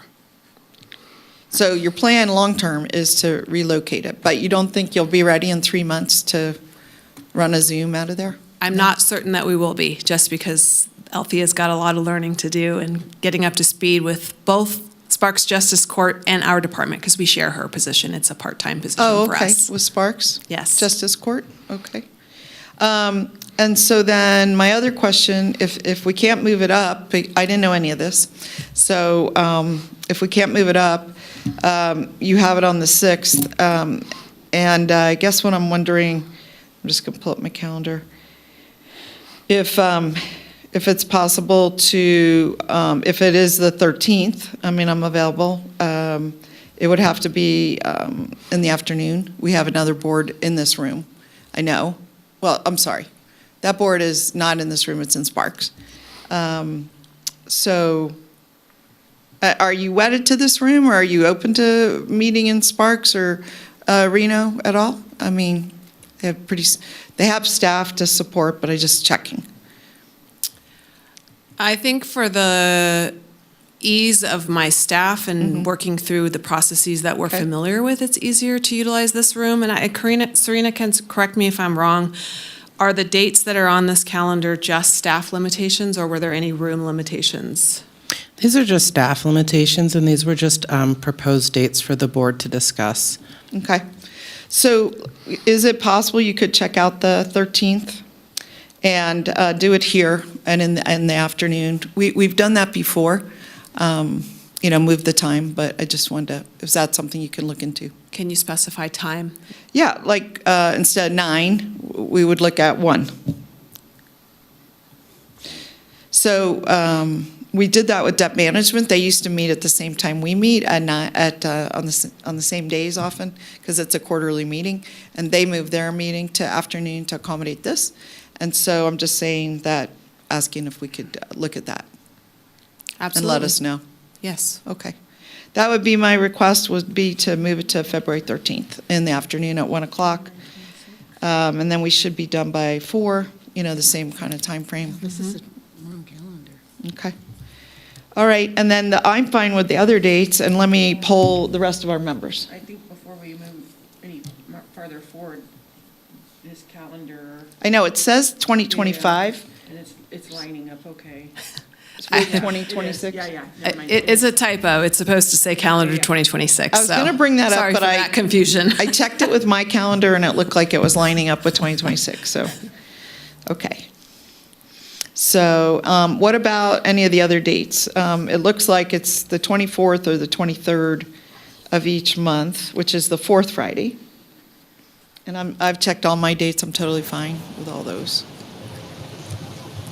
The one date, Madam Chair, that I'd like to actually suggest a change to is the October date. I know that if that one has to move up at all, it will have to move into November. This particular meeting, we moved it up to today from that 3rd or 4th week, which we would have traditionally had it because of a Nevada Day. Yeah. It was extremely difficult to get our statistics and stuff ready for this meeting today. So you don't want it on the 23rd? So if the 23rd does not work for whatever reason, we have to look into November. Yeah, I assume that would be the same for April too. For any of the months, yes. Yeah. But because of that standing holiday in October, for the last couple of years, we've moved the meeting up instead of out. Right, instead of 30. Yeah, it's been challenging for us to do that. But at least it's still 4 weeks. Yeah. I mean, isn't that, so is it the fourth Friday or is it the last Friday? I think we set it for the last, but. I think it looks like it's mostly the fourth Friday. Yeah. So maybe it's on the right day this time, this 2026. Yes. Yeah, okay. Okay, well, I guess given the input, I guess I'd like to make a motion that we look at February 13th in the afternoon at 1 for that meeting and adopt the other dates as proposed on the calendar. Okay. All right, all in favor, please say aye. Aye. Any opposed? All right, motion passes unanimously. That is great. Let's see, we're going to quickly turn to future items. This is for announcements, requests for information, or future agendas. So would anyone like to propose agenda topic or want to share some exciting, especially Clara, exciting news? I'm excited out. Oh, you are, okay. Anyone else? Joe online, anything to share in this item? No, ma'am. Okay, go ahead. You know, I may not be well informed, but I understand a new dog facility is being established in South Reno to get dogs for veterans. Is Yes. Yep. And I just wondered if there was going to be any collaboration with them, or if they need anything from us, and if anything that people really know instead of rumors floating around. Yeah. Thank you. Do we know the opening date? I know it's been several years in the making. You do know the opening date? Oh. I have some information. Julie McMahon for the record. We just met with the Liberty Dogs team at the community college. Their new anticipated open date is in March of 26th.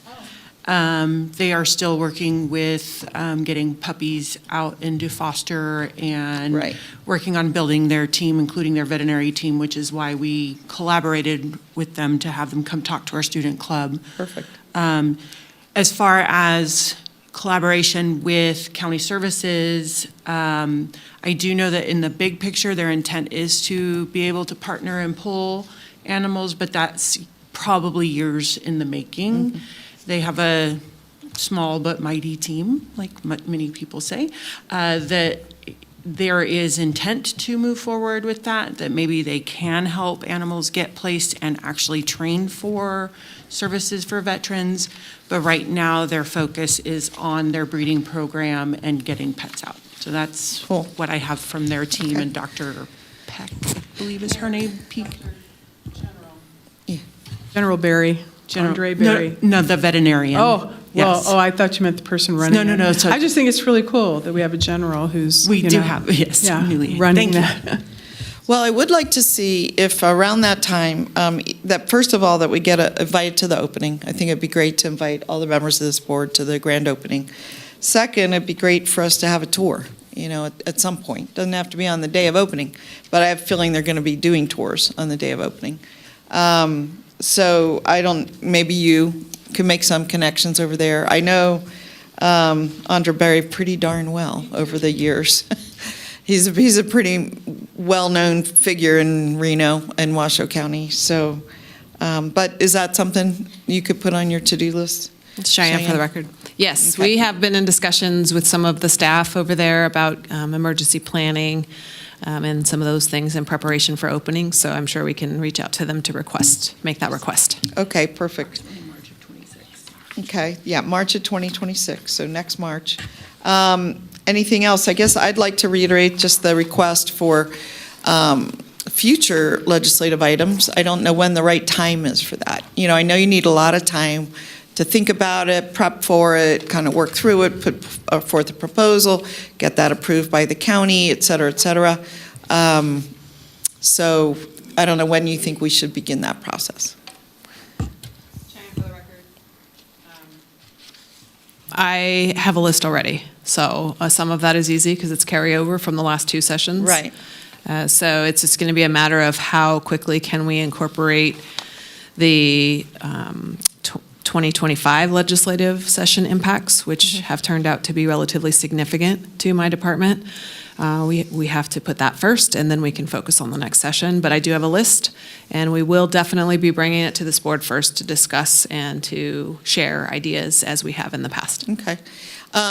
So it would be good, I think back at our home jurisdictions, we often ask the members, do they have any proposals, as well as, of course, the staff are always gathering proposals. So are you thinking maybe March timeframe is the time to start talking, or do you want to start talking as soon as January, or you'll think about it? You'll let us know. Yeah, I think we're right now we're working on the discussions around what does it mean, the current impacts, and what do those mean. And there obviously will have to be at least one amendment to Washoe County Code to adapt to some of that legislation, and so that will come first. I don't necessarily have a timeline, but it will be early 2026. Okay, really good. And then you've heard what I said. I'd just like some analysis on, are there any impediments to, I understand staff, but are there any legislative, legal, ordinance type impediments to helping us respond more quickly when we have a case that's suspected, whether it's animal abuse, animal hoarding, whatever the case may be. I'm still probing at Reno. I've gotten some preliminary answers, and I'm proposed to them, well, could we, if it was a child, how would we handle? Would we wait 2 years, because we couldn't see it from the road, that kind of thing? Or would we, figure out a way to get law enforcement involved, or how would we handle it? And so I'm trying to make some analogies. I know that humans and animals are not the same, but nevertheless, if there's a process to deal with humans, there may be a process to deal with animals, that we could adopt or amend or follow, So that's something I really want to pursue. And then, okay, well, if there's nothing else under this item, okay. I have one please. additional comment. Kobe Burnett for the record. So this is a newer development for the board that I just want to bring to everyone's attention, both the board and the public.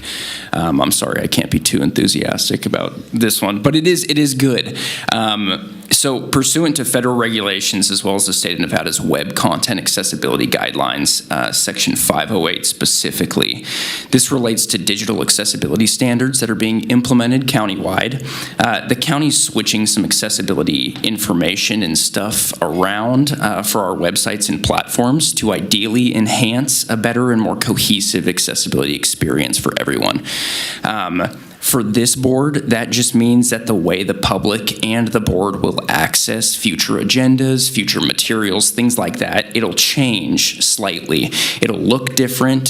Some things will be located in a different area. That's just because sometimes we have to go through and archive old information to make that accessible. There still will be a link, as far as I know, on the advisory board website, but changes in copies of materials will be reflected in a different portal. This will most likely take effect by the next board meeting. It should take effect. I wanted to mention, just to prepare, that things are changing, but there's nothing substantive that will change aside from, as Cheyenne mentioned earlier, the guest presentation materials. Those will need to be submitted earlier than they currently are, just to give everyone more heads up and more time to prepare all of those things, given these new accessibility changes. Specifics on that lead time and everything will be relayed at a different date to those guest presenters. And so these are just general changes, but again, all board functions and procedures will remain the same. Great, good to know. And it sounds like it's aimed at a better experience, not a worse experience. Should be. Okay, very good. All right, well, we're going to close out this item, move on to our final public comment. And Madam Clerk, is there any final public comment, either in the room or online? There is no final public comment at this time. Looks like someone is walking up to the podium. Sorry, it'll be quick. You've already filled out a form, I think?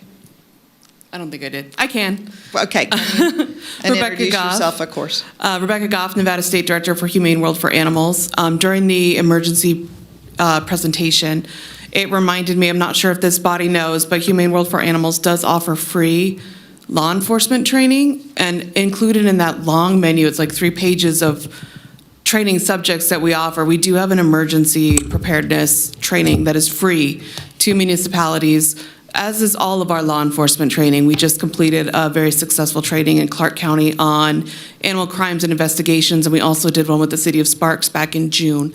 So for our elected officials, if you're interested in that, it is free. I just need to partner with somebody either from the law enforcement side or from the city side to sponsor it, meaning give us a place to have a room. I'm raising my hand enthusiastically because we've had a number at the city and it has been problematic to do the investigations and we don't have a good template. And some have gone to civil. In other words, they weren't pursued criminally, but they were pursued civilly and people won. And we have some that are reopened and people are re-looking at them. So I am enthusiastically raising my hand and I'm sure we can provide a room. Great. I can provide you the menu of topics. Washoe County was at our Sparks training. It's a passion of mine to get more of these trainings out, specifically because we are seeing, in some of these animal crimes, that direct link to human crimes. Right. So making sure that we can maybe stop it at the animal level, protect the animals, but also protecting the humans in our communities. So that is a free service that we offer. I just wanted to make sure this body was aware of that. Okay. Thank you. Have you just, if I may, have you reached out to RPD already? I don't have a contact with RPD yet. Well, I will get you one. Yes. Okay. I've just been kind of starting with the animal control officers and branching out. As I've done more of them, I've become more confident in the process. Okay, cool. Great, thank you. Yay, thank you. All right, anyone else? And then if you could fill out a form, I think there is one in the back. All right, well, with that, I believe we are at adjournment. So we are adjourned at 12:15. Thank you. Oh, thank you. Thank you.